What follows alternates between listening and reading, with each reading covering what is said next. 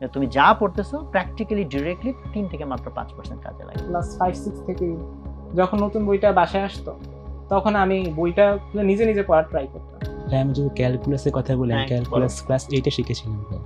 Class 8 এ ভাই আমি মূলত বই পড়ে শিখেছিলাম 8 এবং 9 এ দুইটা ক্লাস মিলে। সুতরাং ভাই দেখা গেল যে আমি এসএসসির পর আমি কোনো ক্লাস না করে বইও না পড়ে শুধু সরাসরি বইয়ের অনুশীলনে মোটামুটি ক্যালকুলাস 2-3 দিনে শেষ করে ফেলেছি। এমন সময় হতো যে অনেক বড় একটা চ্যাপ্টার, এত ম্যাথ, অনেক বড় বড়, একটাও শেষ হচ্ছে না, কিন্তু ওটা নিয়েই পড়ে থাকতাম 1 ঘন্টা 2 ঘন্টা 3 ঘন্টা, অনেক সময় কোনো কাজই হতো না। পৃথিবীকে যেভাবে আমাদের সামনে প্রেজেন্ট করা হয়, ব্র্যান্ডিং করা হয়, এইখানে যাতে আমরা আউট অফ দ্য বক্স গিয়ে সমাধান কি হবে জানি না, অ্যাটলিস্ট কোয়েশ্চেন করা স্টার্ট করতে পারি। পড়ালেখার প্রতি যে সবার উৎসাহ থাকবে এমন কিন্তু না, পড়ালেখার প্রতি উৎসাহ না থাকাটাও কিন্তু খারাপ কিছু না। হ্যাঁ, অলিম্পিয়াডে আমি 22 সালে ন্যাশনালে সেকেন্ড ছিলাম। Okay, ন্যাশনাল মাশাআল্লাহ। রাউন্ডে। আমরা সোশ্যাল মিডিয়াতে যে পরিমাণে থাকি হ্যাঁ, বা ইনফ্লুয়েন্সড হই, আগের জেনারেশন গুলো ততটা এক্সপোজ influence ছিল হওয়ার না। সুযোগ ছিল না। এখন সারা পৃথিবী বুদ্ধিবৃত্তিক জায়গায় এমন একটা জায়গায় আসছে যে মানুষের অন্য এই যে গুণগুলা ছিল, সাহস বলো, শক্তি বলো, এগুলো অনেক কিছুর এখন আর তেমন কোনো ভ্যালু নাই। আসসালামু আলাইকুম সুপ্রিয় দর্শক, ভালো আছেন সবাই আশা করি। আমি মাহমুদুল হাসান সোহাগ আজকে আপনাদের সামনে যে তিনজনকে নিয়ে হাজির হয়েছি, আপনারা অনেকে অলরেডি অনলাইনে হয়তো দেখেছেন ওদেরকে। সো ঢাকা ভার্সিটি কোঅর্ডিনেটেড এক্সামে যে তিনজন প্রথম স্থান অধিকার করেছে, প্রথম দ্বিতীয় তৃতীয় মানে টপ 3, তারা আজকে এখানে আছে আলহামদুলিল্লাহ। প্রথম যে ওয়াসিফ, মাঝখানে বসা, নটরডেম কলেজ থেকে পড়ালেখা করেছে। তারপর রিদওয়ান আছে, ও দ্বিতীয় স্থান, ও নটরডেম কলেজ থেকে পড়ালেখা করেছে। আর আরশিয়া আছে এখানে, ও তৃতীয় স্থান অর্জন করেছে সরকারি এমসি কলেজ। সো আমরা খুবই খুশি ওরা আজকে আমাদের মাঝখানে আছে। এবং অলরেডি আপনারা জানেন যে আমরা যারা এরকম পরীক্ষাগুলোতে ভালো রেজাল্ট করে তাদের সাথে আমরা কিছুক্ষণ সময় কাটাই, কিছু আড্ডা দিই, কিছু বিষয় নিয়ে কথাবার্তা বলার চেষ্টা করি, যেটা কোনো ফিক্সড টপিক নাই, আমরা আড্ডা দেওয়ার চেষ্টা করি। সো আজকে আমরা আড্ডা দেওয়ার চেষ্টা করব। সো দেখি আমাদের আড্ডা কেমন আগায়। তো কি খবর তোমাদের? আলহামদুলিল্লাহ ভালো আছি। আলহামদুলিল্লাহ। ভালো না? হ্যাঁ। আচ্ছা, আলহামদুলিল্লাহ। তো তোমাদের যে এই রেজাল্ট, তো এই রেজাল্টের অনুভূতি জানা এটা তো আসলে খুবই মেরমেরে প্রশ্ন। কেমন লেগেছে? ভালো লেগেছে? খারাপ লাগবে নাকি? তো সেজন্য এই কোয়েশ্চেনটা অ্যাকচুয়ালি ইন জেনারেল আমরা এভয়েড করি। বাট আমি এই প্রশ্নটারই একটু ভিন্ন রকম ফের আজকে জিজ্ঞেস করতে চাই। তোমাদের তো অনেকগুলো রেজাল্ট হয়েছে। একটা তো ঢাকা ভার্সিটির রেজাল্ট, বুয়েটের রেজাল্ট, তাই না? তোমরা অনেকেই অনেকগুলো জায়গায় এক্সাম দিয়েছো, রাইট? এবং অলরেডি তোমরা ৩ জনই এখন বুয়েটে পড়তেছো, তাই না?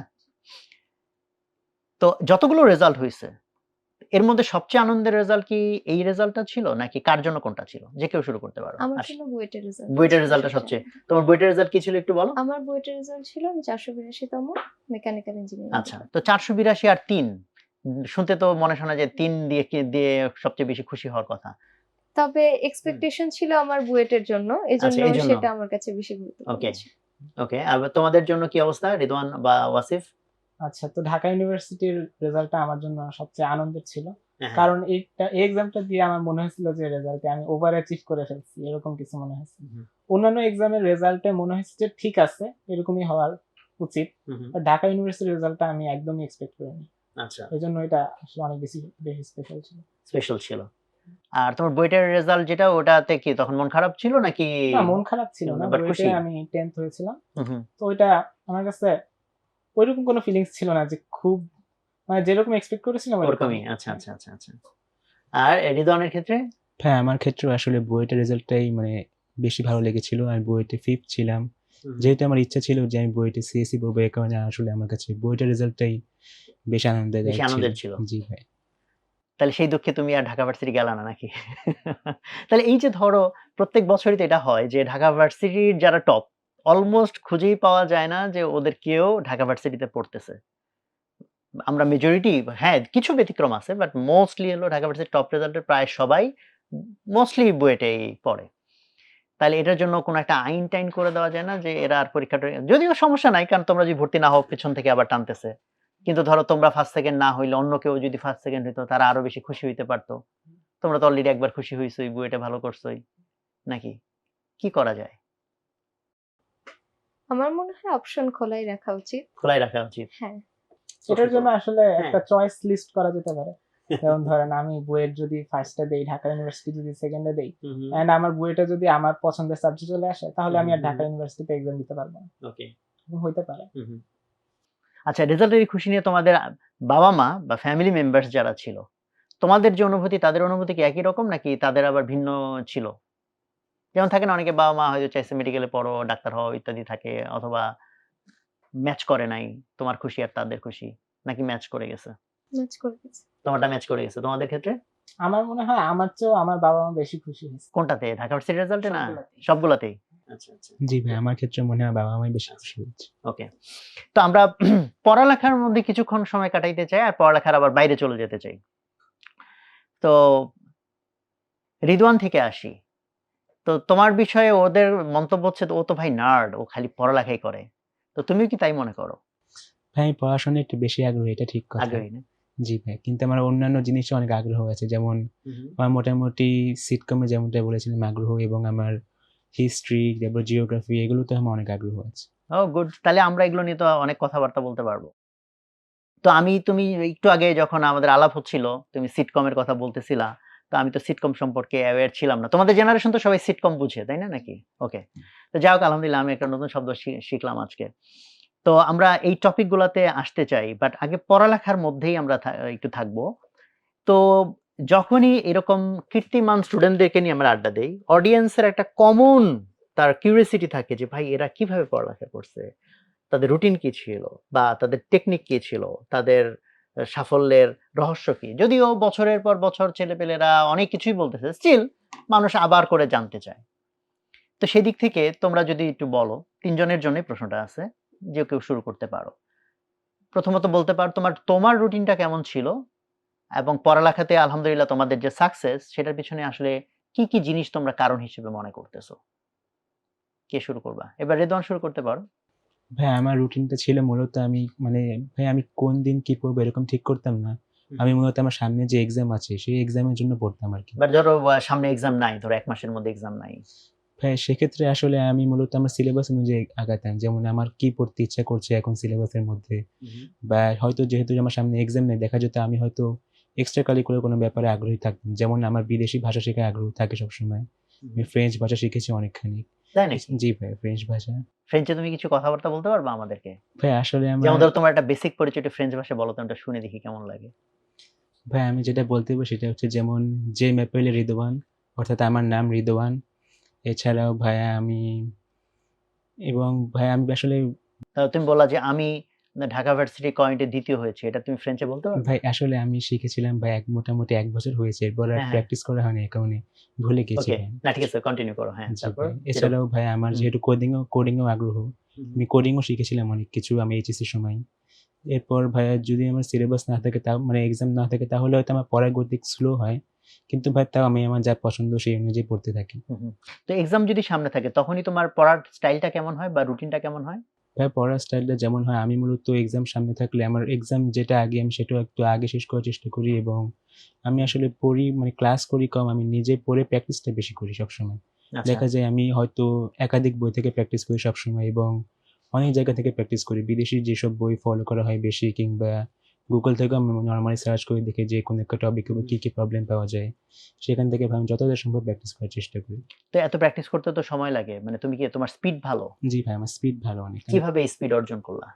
ভাই আসলে আমি আগে অলিম্পিয়াড করতাম, তো অলিম্পিয়াড করার দরুন হয়তো আমার প্রবলেম সলভিং স্কিলস অনেক ভালো হয়েছে।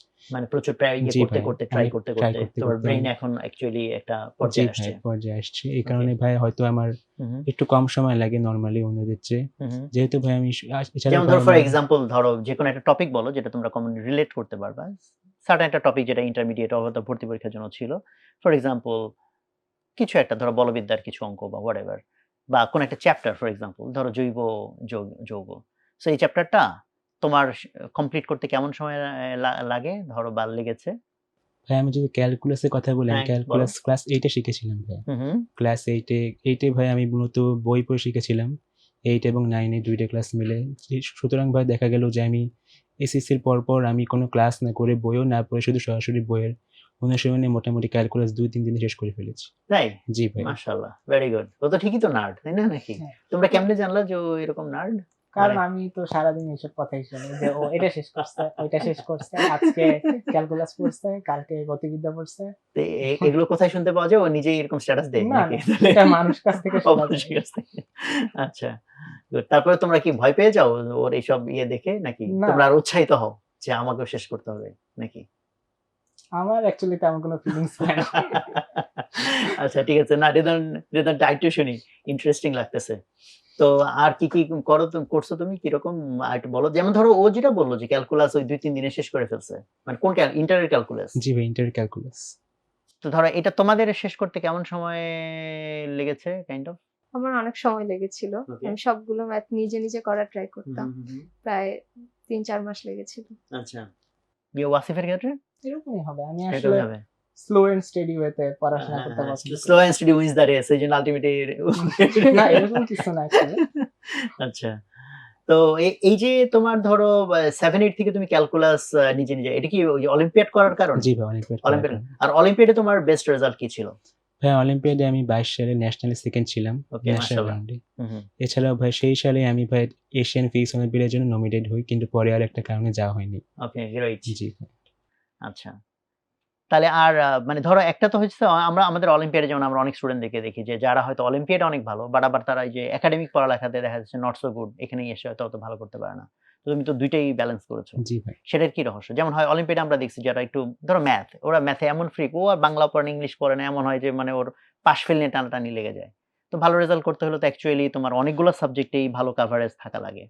তো সেটাতে তোমার কোনো চ্যালেঞ্জ ছিল না? ভাই আসলে যেহেতু অলিম্পিয়াডের জার্নিটা আমার 22 সালে, অর্থাৎ ভাই কলেজে মানে শুরু হওয়ার সাথে সাথে মোটামুটি শেষ হয়ে যায় আমার অলিম্পিয়াড জার্নি, এরপর অলিম্পিয়াড করা হয়নি।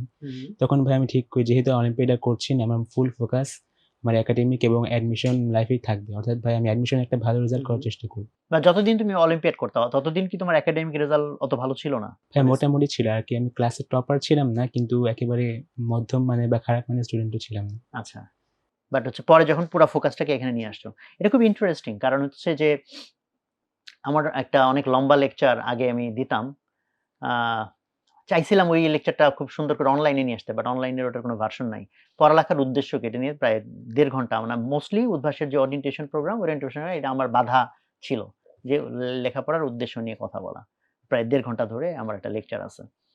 তো ওখানে সবচেয়ে ইম্পর্টেন্ট যে জিনিসটা নিয়ে আমি ফোকাস করতাম, যে পড়ার উদ্দেশ্য বলতে আমরা যেটা বুঝি যে লট অফ ইনফরমেশন আমি শিখতেছি। তো এখন চিন্তা করে দেখো প্র্যাকটিক্যাল লাইফে এই ইনফরমেশনের খুব সামান্য কাজে লাগে। তুমি হার্ডলি বলতে 3 to 5%, not more than that. তুমি যে ব্যাকগ্রাউন্ডের হও না কেন, তুমি যা পড়তেছো প্র্যাকটিক্যালি ডিরেক্টলি 3 থেকে মাত্র 5% কাজে লাগে। তাহলে বাকি 95% পড়ানোর জন্য যে পরিমাণ তোমার এফোর্ট যাচ্ছে, রাষ্ট্রের এফোর্ট যাচ্ছে, খরচ যাচ্ছে, তো দরকারটা কি? এই প্রশ্ন আসাটা স্বাভাবিক। হ্যাঁ, ডেফিনিটলি এডুকেশনকে আরো অনেক এফিশিয়েন্ট বানানো সম্ভব, বাট এটাকে ফুলি অদরকারি বলার কোনো সুযোগ নাই।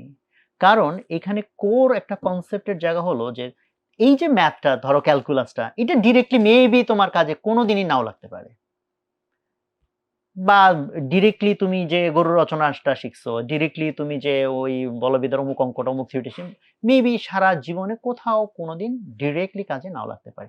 তাহলে লাভের জায়গাটা আসলে এটা না, এটা একটা উসিলা মাত্র। এটাকে উসিলা করে ব্রেইনকে ডেভেলপ করাটা হচ্ছে হলো টার্গেট।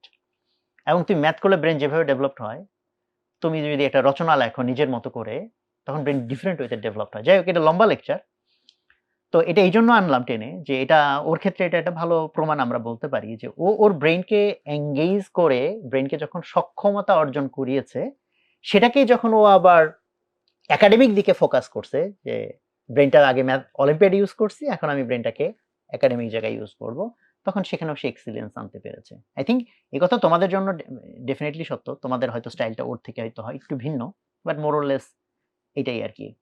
এবং এখানে কনসিস্টেন্সির বিষয়, ও বুয়েটে 5th হয়েছে, এখানে 2nd হয়েছে, মানে আসলে কি 5th, 2nd, 1st এগুলোর মধ্যে আসলে এরকম ডিফারেন্সটা হলো মানুষ করে, কিন্তু এইটা হচ্ছে আরেকবার এক্সাম নিলে দেখা যাবে হয়তো সফল হয়ে যাবে।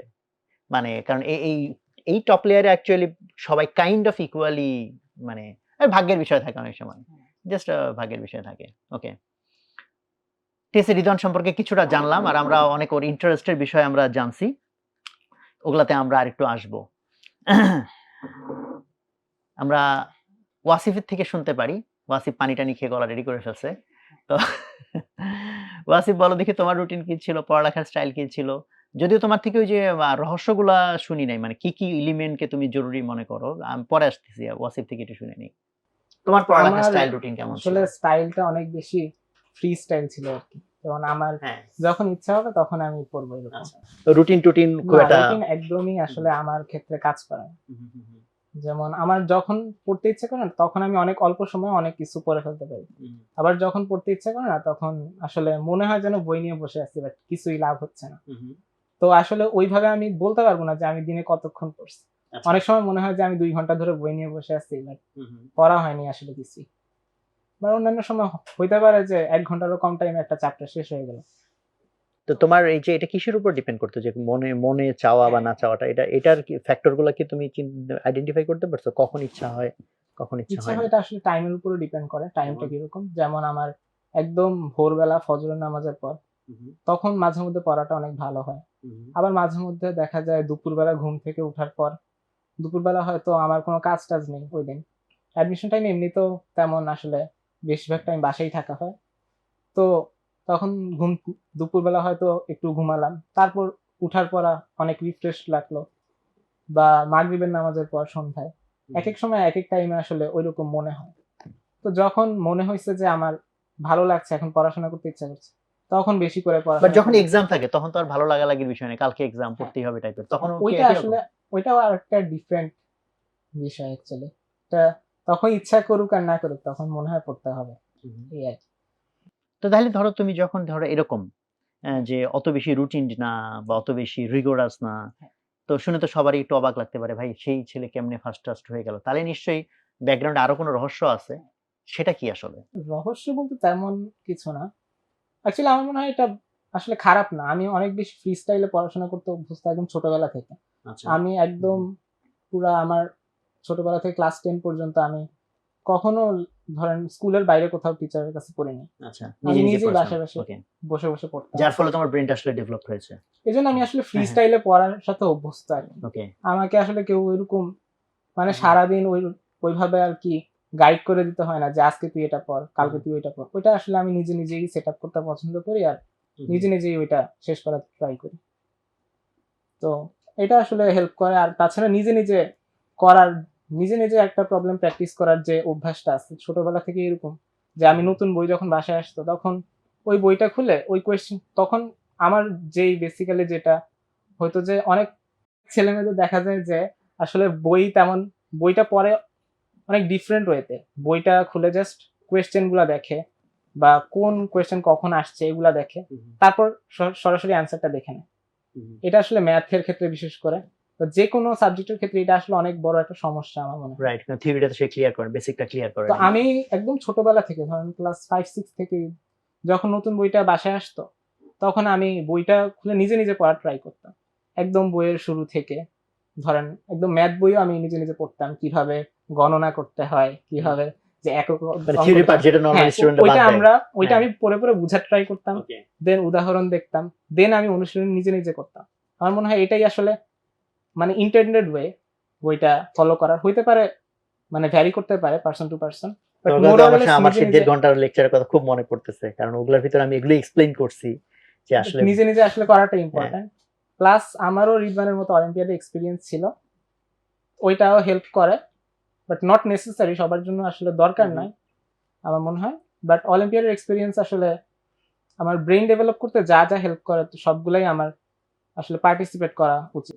হ্যাঁ, তোমারটা সামারি বললে অনেকটা এটা বলা যায় যে তুমি নিজে নিজে চেষ্টা করেছো বলে তোমার ব্রেনটা এঙ্গেজ হয়েছে, তার ফলে ওটা এমন একটা সক্ষমতা আসছে যে এখন তুমি অন্য যে কোনো একটা চ্যাপ্টার হয়তো বাকিদের চেয়ে অনেক বেশি স্পিডে শেষ করে ফেলতে পারতেছো, অতি দ্রুত বুঝে ফেলতে পারতেছো, এবং মোস্ট ইম্পর্টেন্টলি নিজে নিজে প্রবলেম সলভ করতে পারতেছো, নাকি এটা বলা যায়? কাইন্ড সো এই ক্ষেত্রে তোমার ধরো অন্য যেসব গুণের কথা বলা হয় লাইক হার্ড ওয়ার্ক বা আরো যা কিছু, লাইক ফোকাস, অধ্যবসায় বা আরো আরো অনেকগুলো বলে না ফ্যাক্টরস, তো ওগুলোর বা কতটুকু কন্ট্রিবিউশন আছে বা ওগুলো কতটুকু রিলেটেড? ওগুলাও মোর অর লেস রিলেটেড সবার ক্ষেত্রেই অ্যাকচুয়ালি।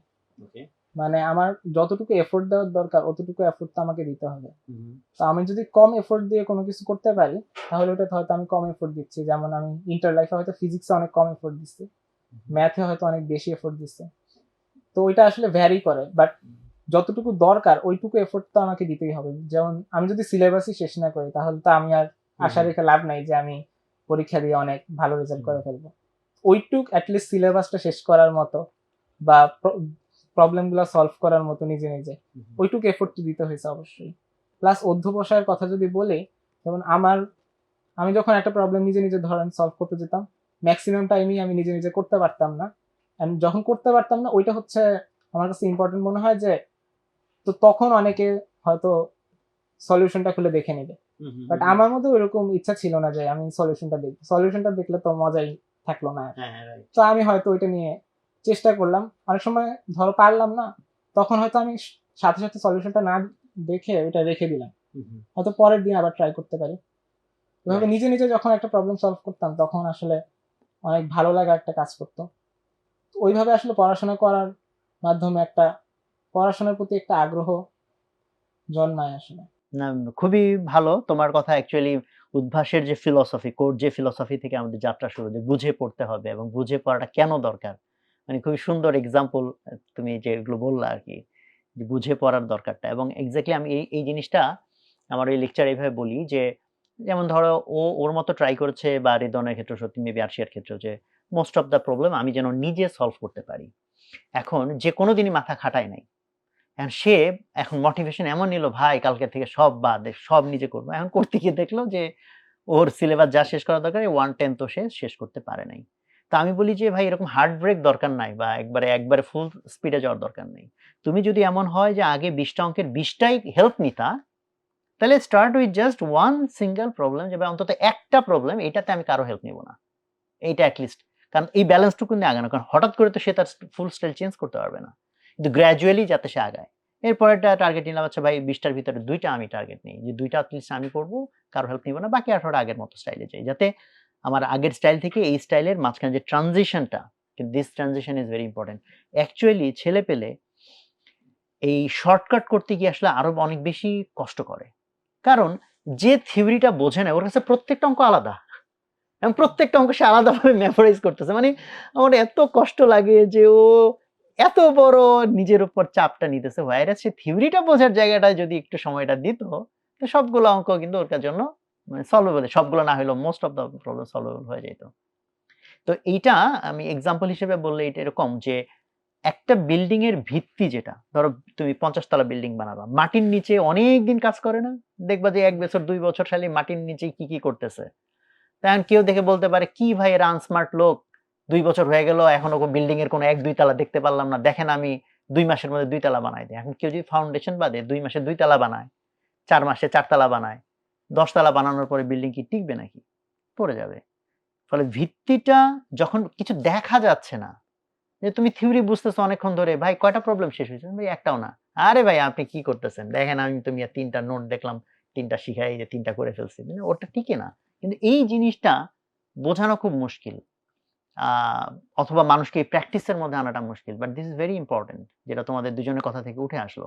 এবার আরশিয়া থেকে একটু জানতে চাই তোমার রুটিন এন্ড পড়ার স্টাইল এন্ড এভরিথিং। আমি মোটামুটি কন্টিনিউয়াস স্টাইলের পড়াশোনাই করেছি। আমি খুব ছোটবেলা থেকেই কোনো টিচার তেমন থাকতো না।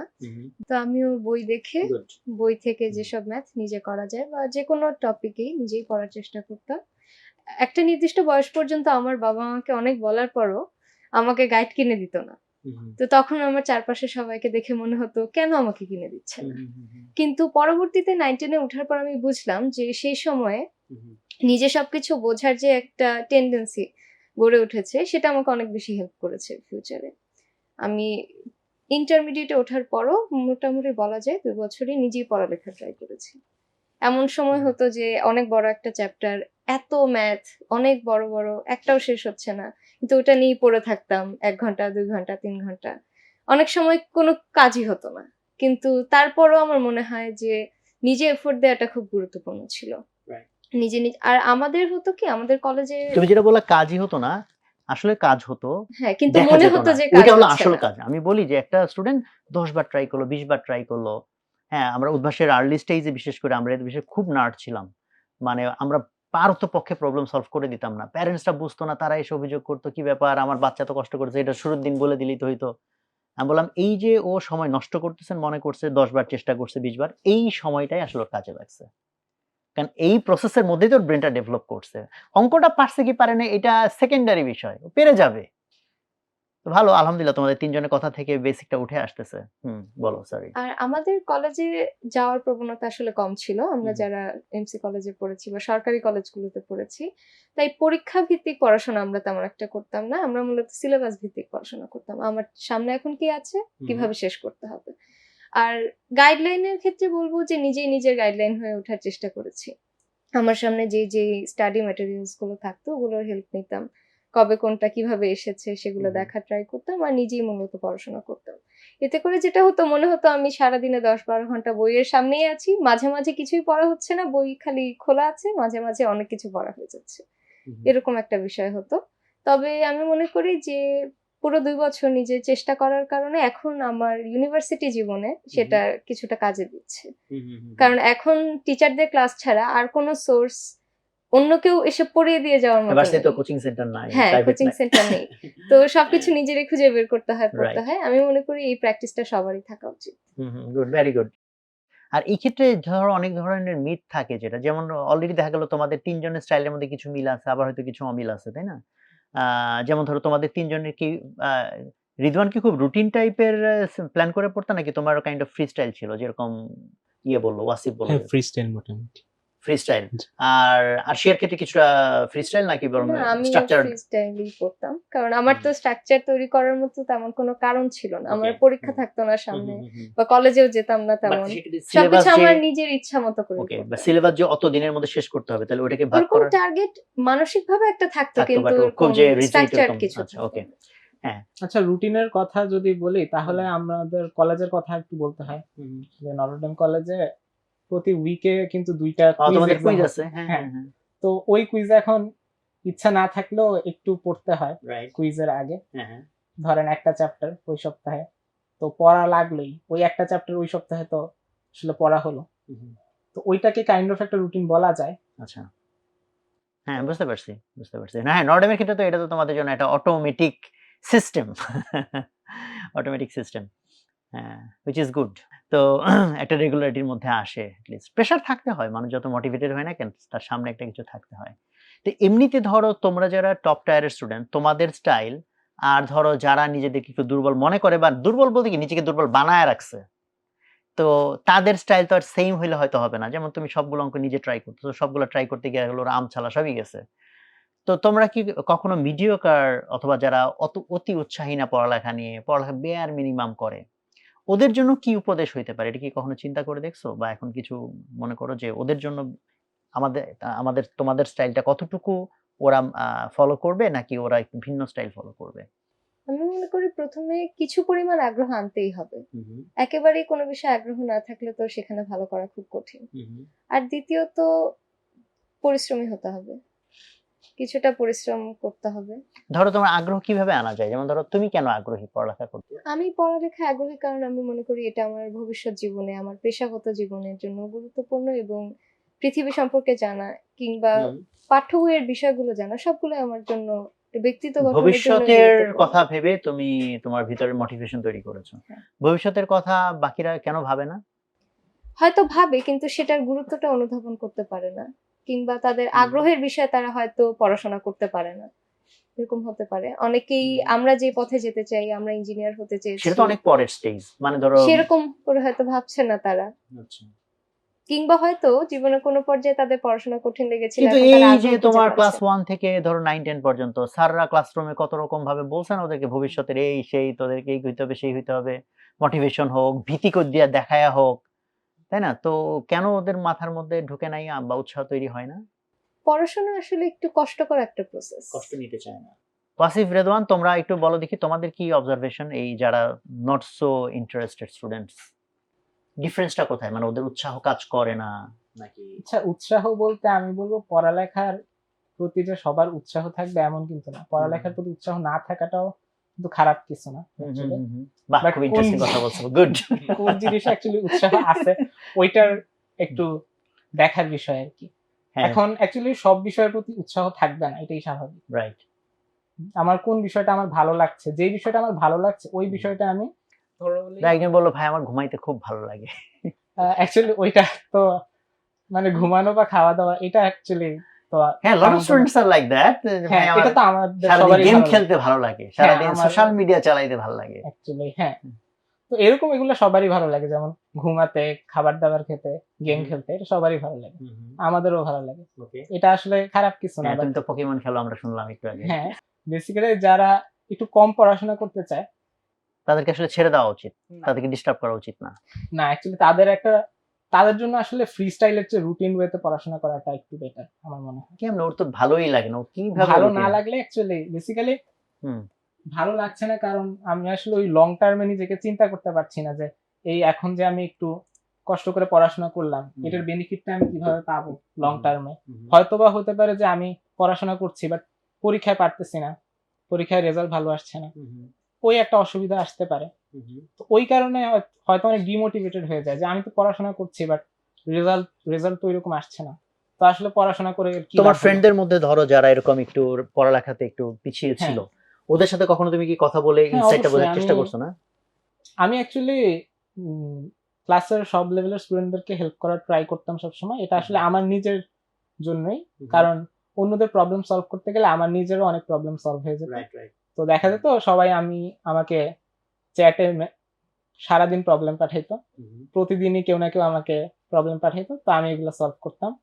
তো এইভাবে আসলে আমার নিজেরও অনেক প্র্যাকটিস হতো। অনেক সময় দেখা যেত যে আমি অ্যাকচুয়ালি আমার পড়তে ইচ্ছা বাট তুমি করতেছে যদি না। সলভ করে দাও তাহলে ওর তো ব্রেন ডেভেলপ হবে না, তুমি হ্যাঁ, ওকে তখন হ্যাঁ, এটা- মোটিভেট করতে ওইটা না যে actually- তুই এইভাবে চেষ্টা কর। হ্যাঁ, আমি অলওয়েজ সলভ করে দিতাম না, মাঝে মধ্যে আমি জাস্ট প্রসেসটা বলে দিতাম তুই এভাবে ট্রাই কর, হয়ে যাবে। বা এটা অ্যাকচুয়ালি আমি বলতেছি আমার নিজের আসলে হেল্প হতো, যে অনেক সময় দেখা যেত যে আমি অ্যাকচুয়ালি কিছুই করছি না, আমার পড়তে ইচ্ছা করছে না, বাট কেউ একটা প্রবলেম পাঠাইলো, তখন আমি ইন্টারেস্টেড হয়ে গেলাম যে অ্যাকচুয়ালি ও তো এই প্রবলেমটা পারতেছে না, হয়তো কোনো ইন্টারেস্টিং কিছু হবে।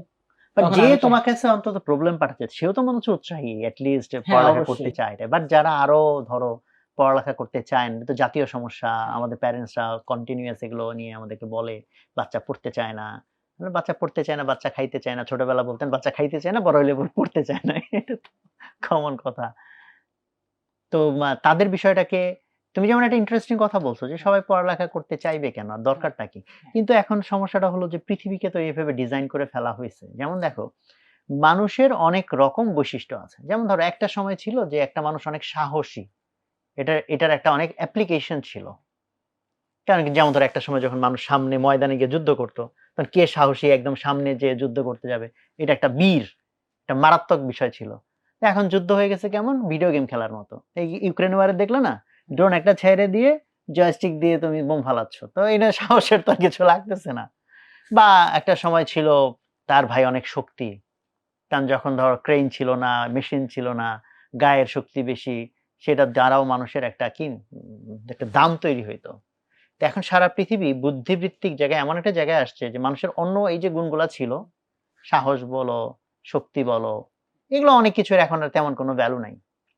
তো সেই ক্ষেত্রে যদি এটা জটিল ফিলসফিক্যাল কোয়েশ্চেন, স্টিল এটা জিজ্ঞেস করতে চাই, সারা পৃথিবী কি তাহলে মানুষের উপর একটা সিস্টেম চাপায় দিচ্ছে যে তুমি চাও আর না চাও, তোমার ভালো লাগুক আর না লাগুক, যে আল্লাহ আমাদেরকে বানাইছে ডিফারেন্ট করে, ট্রুলি ডিফারেন্ট। কারো পড়তে ভালো লাগবে, কারো খেলতে ভালো লাগবে, কেউ গায়ের শক্তিতে ভালো হবে, কেউ সাহসে ভালো হবে, কেউ নৈতিকতায় ভালো হবে, কেউ পড়ালেখায় ভালো হবে। বাট সারা দুনিয়ার মধ্যে পড়ালেখায় ভালো বাদে অন্য কোনো কিছুর ভালোর আর কোনো ইয়ে নাই, দাম নাই। মানে পুরো পৃথিবীটা ইমব্যালেন্সড বানায় ফেলা হয়েছে। এটা কি তোমরা এগ্রি করো কিনা, বা কি মনে করো এটার বিষয়ে? এটা কিছুটা সত্য, হুম আবার হুম। কিছুটা প্রয়োজনও আছে। হুম হুম। কারণ আমাদের যেহেতু উদ্দেশ্য, প্রয়োজনটা আছেই তো, হচ্ছে যে পৃথিবীটা এরকম বানানো হয়েছে বলে।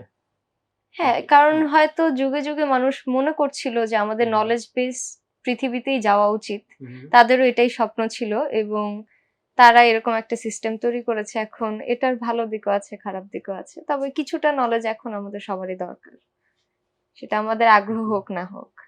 ওকে, ঠিক আছে। ফিলোসফিক্যাল কোশ্চেন আমি একটু পরে আসি, তাহলে এটা নিয়ে আরো ডিসকাসে আমরা ডেপথে যাব। যে প্রশ্নটাতে ছিলাম ওইটা আগে শেষ করে আসি, রিদওয়ান থেকে তো শুনি নাই। রিদওয়ান একটু বলো তাহলে যে প্রশ্নটাতে ছিলাম আমরা। আসলে ভাই আমার মনে হয় অন্যতম একটা কারণ হচ্ছে ভুল প্রায়োরিটাইজেশন। অর্থাৎ হয়তো আমার ফিউচার কিরকম হবে, মানে আমার পড়াশোনা করার কারণে বা না করার কারণে এর চেয়ে আসলে আমার এখন কি করতে ভালো লাগছে বা আমার সামনে এক্সাম আছে কি নেই সেজন্য আমার কতটুকু পড়া দরকার সেগুলো নিয়ে না ভাবার কারণে আমার মনে হয় মানুষের আগ্রহটা কম থাকে পড়ার ব্যাপারে। হ্যাঁ, মানে মানুষের ইন জেনারেল টেনডেন্সি হলো যে প্লেজার গেম। লাইক এই মুহূর্তে কোনটা আমার প্লেজার বা ভবিষ্যতে ভাই একটা কিছু হবে। বাট এই স্টুডেন্টরা যখন একদম পরীক্ষার কাছে চলে আসে, তখনও কি সে প্লেজার গেমই থাকে নাকি ধরো তখন সে কি খুব তখন সিরিয়াস আসলে মোটামুটি অধিকাংশ মানুষ পড়ার ইচ্ছা থাকুক না থাকুক হয়তো পড়াশোনায় একটু বসে? সিরিয়াস বাট হয়। এতদিন যেহেতু সে চর্চার জি, মধ্যে ছিল না খুব একটা তখন। ঠিক। তাহলে এইটার গভীরে যদি যাই, এই যে মানুষ তার মাইন্ডের উপর কন্ট্রোল নাই, মানে সেও কিন্তু জানে, এইটুকু তো না জানার কথা না যে ভাই আমি পড়ালেখা করলে কি হবে আর না করলে কি হবে। এই রিয়ালিটি তো কাইন্ড অফ সবার সামনে আছে। কিন্তু সে তার ইয়েটাকে ক্রস করতে পারতেছে না। তার প্লেজারের যে ইয়েটা, চাহিদাটা, এটাকে ক্রস করে যে সে এটাকে দমন করে যে সে স্টিল নিজেকে ফোর্স করবে যে আই হ্যাভ টু স্টাডি, এই জায়গায় যে যেতে পারতেছে না, এটাকে কি মনে করতেছো তোমরা? এটা কি তার মাইন্ডের উপর কন্ট্রোল না থাকা, এনাফ মাইন্ড ইয়ে না থাকতে পারা, মানে নাকি? আমার মনে হয় এটা অনেকটা সেলফ কন্ট্রোলের ব্যাপার-স্যাপার। হয়তো যেমন আমারও ইচ্ছে করতো যে এখন আমি গেম খেলবো মানে এইচএসসির সময় গেম খেললে আমার ভাল লাগবে ১-২ ঘন্টা। কিন্তু আমার মনে হতো যে গেম খেলা শুরু করলে হয়তো আমি অ্যাডিক্টেড হয়ে যাবো। এরপরে আমার পড়াশোনায় ব্যাঘাত ঘটবে অনেক। এ কারণে আমি ঠিক করলাম যে গেমটা খেলবো না, সেলফ কন্ট্রোল রাখবো। অ্যাডমিশনের সময় পর আমার যখন চাপ ফ্রি থাকবে তখন আমি খেলবো। তাহলে ধরো সেলফ কন্ট্রোল যদি বেটার থাকে তাহলে তো যে কেউই তাহলে ভালো অ্যাচিভার হবে, এটা স্বাভাবিক, তাই না? তাহলে ধরো তোমার ফ্রেন্ডদের মধ্যে যারা ছিল পড়ালেখাতে একটু পেছানো অথবা অত বেশি করতো না, তুমি কি কখনো ওদের সাথে ইন্টারঅ্যাক্ট করে এক্সপেরিমেন্ট করে দেখার চেষ্টা করছো? বা এট লিস্ট তোমার do you have any theory যে কি করলে ওদের সেলফ কন্ট্রোল আরো বাড়ানো যাইতো? আমার মনে হয় এটাও ভালো হতো যদি তাদের উপর হয়তো ফোর্স করা হতো, হয়তো তাদের জন্য একটু হেল্পফুল হতো। যেমন দেখা যেত যেহেতু এনডিসিতে ২ টো কুইজ থাকতো, অধিকাংশ স্টুডেন্ট আসলে না চাইতেও মোটামুটি পড়ার মধ্যে থাকতে হতো। হয়তো কুইজের আগের দিন যেহেতু অন্যান্য স্কুল কলেজে কুইজটাও হতো না। হয়তো দেখা যেত তারা সপ্তাহে এভাবে পড়তো না। টার্মের আগে ১-২ দিন পড়ার চেষ্টা করত। এবার দেখা যেত হয়তো মানে যেহেতু তাদের উপর ফোর্স করা হতো একটা কুইজ, একটা পরীক্ষার ব্যাপার। তাদের এভাবে মায়ের উপর কোনো মোটামুটি ওষুধ নাই এরকম? জি, অনেকটা ওরকম যে টাইপের। চাপ ছাড়া চাপ ছাড়া আসলে আসলে কন্ট্রোলের মধ্যে আসলে হ্যাঁ। তাদের পক্ষে আসা একটু তুমি কঠিন যখন এই হয়ে কথা যায়। বলতেছিলা আমি ভিজুয়ালাইজ করতেছিলাম হচ্ছে যে আখের রস বিক্রি করে না? এই যে ইয়েতে রাস্তাঘাটে জি। যে আখ ঢুকায় আর হচ্ছে এরকম চিবড়ায় একদম রসটা বের হয়। সো আমার কাছে ওইরকমই মনে হয় যে প্রত্যেকটা মানুষের মধ্যে রস আছে কিন্তু ওরে যদি চাপটা না দেওয়া হইতো তাইলে কি রসটা বের হইতো? তো এখন যদি সে নিজে চাপে তো ভালো আলহামদুলিল্লাহ, যদি না চাপে তাহলে এক্সটার্নাল চাপ দেওয়ার তো কোনো বিকল্প নাই। আচ্ছা। তোমরা তো তোমাদের একাডেমিক ক্যারিয়ারে যেটা মোটামুটি বললা এবং যেটা আমি বুঝলাম সেটা হচ্ছে তোমরা নিজেরা পড়ার চেষ্টা করেছো, which is good, এবং যেটা আমরা ট্রুলি উই অ্যাপ্রিশিয়েট দ্যাট, যেটার মাধ্যমে নিজের ব্রেইনকে তুমি ডেভেলপ করতে পারো। বাট যখন তোমাদের এই যে এক্সাম টাইম, লাইক বিশেষ করে যে ভর্তি পরীক্ষার সময় তোমরা তো ৩ জন উদ্ভাসে কোচিং করেছো।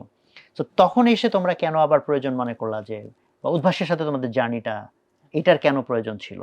আমার বেসিক যে স্কিল ডেভেলপ বা ফাউন্ডেশন ডেভেলপ ওগুলা করার আসলে আইডিয়াল টাইম না অ্যাডমিশন টাইমটা।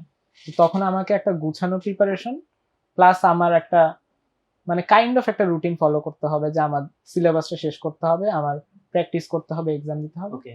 তো এই কারণে একটা অর্গানাইজড ভাবে পড়াশোনাটা করার জন্য একটা কোচিং সেন্টারে যুক্ত হওয়া যায়, বাট এটা পার্সোনাল প্রিফারেন্সের উপর ডিপেন্ড করে।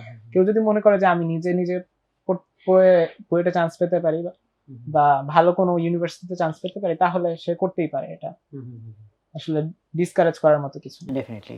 হৃদয়নের ক্ষেত্রে তোমার থিংকিং কি ছিল? আমার মনে হয় যেহেতু এইচএসসি সিলেবাসটা আসলে অনেক বিস্তৃত, আসলে শেষের দিকে এসে অ্যাডমিশনের সময় পুরো সিলেবাসটা একটা গোছানো রূপ নিতে পারলে অনেক ভালো হয়। এ কারণে আমার মনে হয় আসলে একটা কোচিং সেন্টারে যুক্ত হয়ে যাতে ম্যাটেরিয়ালস যেমন ক্লাস হয়তো আমার পুরো পড়াটাকে গুছিয়ে আনতে যেমন তুমি বিভিন্ন কোন ব্রাঞ্চে ছিল আমাদের? মতিঝিল ব্রাঞ্চে ছিল। মতিঝিলে না? আর ওয়াসিফ কোন ব্রাঞ্চে ছিল? মতিঝিল। মতিঝিলে। ও তোমরা ওই যে নর্ডেন মতিঝিল না? আর তোমাদের বাসা কি আশেপাশে না দূরে? আমার বাসা। বাসা রায়বাগ। রায়েরবাগে। আর সে কোন ব্রাঞ্চে ছিল? ফার্মগেট ব্রাঞ্চ। ফার্মগেট ব্রাঞ্চে। ওকে, হ্যাঁ সরি মাঝখানে ইন্টারাপ্ট করলাম। আচ্ছা আমি যেটা বলতেছিলা গোছানো বা অল্প সময়ে কি আমার গোছানো প্রিপারেশনের জন্য আসলে কোচিং এর ক্লাস কিংবা ম্যাটেরিয়ালস অনেক হেল্পফুল হয়। এছাড়া যেহেতু আসলে বিভিন্ন লেখকের অনেক তথ্য থাকে তাদের বিভিন্ন অনুশীলনী সেগুলো আমার পক্ষে একসাথে সব পাওয়া সম্ভব না।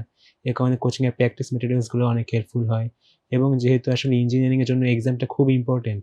রেগুলার এক্সাম দেওয়া, এক্সামে আমার ভুলগুলো খুঁজে বের করা, বিভিন্ন টাইপের কোয়েশ্চেন সলভ করে আমি কোথায় ভুল করতে পারি সেজন্য আসলে একটা কোচিং এ থাকলে তাদের এক্সাম সিস্টেম আন্ডারে থাকলে অনেক হেল্পফুল হবে আমার অ্যাডমিশন প্রিপারেশনের জন্য। ওকে। আরশিয়ার ক্ষেত্রে কি থিংকিং ছিল? আমার ক্ষেত্রে এটা ছিল মূলত মানসিক একটা প্রস্তুতি। বিভিন্ন বিষয় জানা, এর চেয়ে বেশি আমি পরীক্ষা প্রতি সপ্তাহে ১ দিন দিলাম। তখন আমি মনে করলাম ৩ মাস পর আমার এভাবেই পরীক্ষা দিতে হবে নিজেকে এবং প্র্যাকটিস করে নিজেকে ফেলা। প্রস্তুত করে তোলাটা আমার কাছে মনে হচ্ছে বেশি বাট গুরুত্বপূর্ণ। ইন্টার পরীক্ষার আগেও তো তোমার একটা ইন্টারেও তো একটা এক্সাম। তো তার আগে হ্যাঁ, তাহলে ইন্টারমিডিয়েট এক্সামের সাথে অ্যাডমিশন টেস্টের একটু পার্থক্য আছে। ইন্টারমিডিয়েটে আমি যেটা জানি, আমার কাছে সময় থাকে, আমি যদি জানি আমি সেটা করে আসতে পারবো। আর অ্যাডমিশন টেস্টের টাইম প্রেশারটা অনেক ও বেশি। আরেকটা বিষয় আছে যে ইন্টারে আমি জিপিএ 5 পেলে তো বাকি কারো জিপিএ 5 থেকে যাচ্ছে না। হ্যাঁ, আর এখানে তো হচ্ছে যে কেউ চান্স পেলে আরেকজন হয়তো তার কারণে চান্স পাবে হাইলি না। Competitive highly competitive. এবং এখানে কিছু এমন বিষয় থাকে যেগুলো আমার বোঝার জন্য একটু বেশি কঠিন। তাই তখন যদি আমি একটা ক্লাসে বসে কারো সাহায্য নিয়ে পড়তে পারি, সেটা একটু বেশি হেল্পফুল হয় নিজে পড়ার চেয়ে। কারণ তখন নিজে পড়ার মতো যথেষ্ট সময় থাকে না। আর এই যে কম্পিটিশন যেটা তোমার ধরো যখন তোমরা আসলা সারা বাংলাদেশের এখানে হাজার হাজার ছেলে মেয়ে পরীক্ষা দিচ্ছে, সো এই যে মেরিট লিস্টের ওঠানামা তোমাদের ক্ষেত্রে আমি জানি না, অবশ্য তোমাদের হিস্ট্রিটা আমি দেখি নাই, তো তোমাদের ক্ষেত্রে ওঠানামাটা কেমন ছিল বা সেটা কি তোমাকে আর কনফিডেন্স করছে নাকি বরং ফ্রাস্ট্রেটেড করে দিছে নাকি রোলার কোস্টারের মতো কনফিডেন্স বাড়ছে কমছে এরকম কিছু? আমি ৩টা পরীক্ষা দিয়েছিলাম। কুয়েটে পরীক্ষা দিয়েছি, এরপর বুয়েটে। না আমি বলতেছি ইয়েতে যেগুলো এই উদ্ভাসের মধ্যে যে এক্সামগুলো হতো। উদ্ভাসের পরীক্ষাগুলোর ক্ষেত্রে বলবো মোটামুটি কনসিস্টেন্ট ছিল, কিন্তু উদ্ভাসের পরীক্ষা খারাপ হলে আসলে একটু মেন্টালি খারাপ বোধ হতো। তো তখন পরের পরীক্ষাগুলো দিতে ইচ্ছা করতো না, এরকম হয়েছে। তোমাদের ক্ষেত্রে কেমন ছিল তোমাদের এই পারফরম্যান্স রেজাল্ট?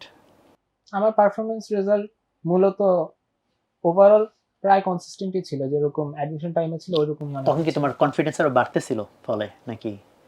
কনসিস্টেন্ট বলতে তো কনসিস্টেন্টলি ভালো, কনসিস্টেন্টলি খারাপ দুটোই হতে পারে না? আর তোমার ক্ষেত্রে ডেফিনেটলি কনসিস্টেন্টলি ভালো, এটি ধরে নেওয়া যায়।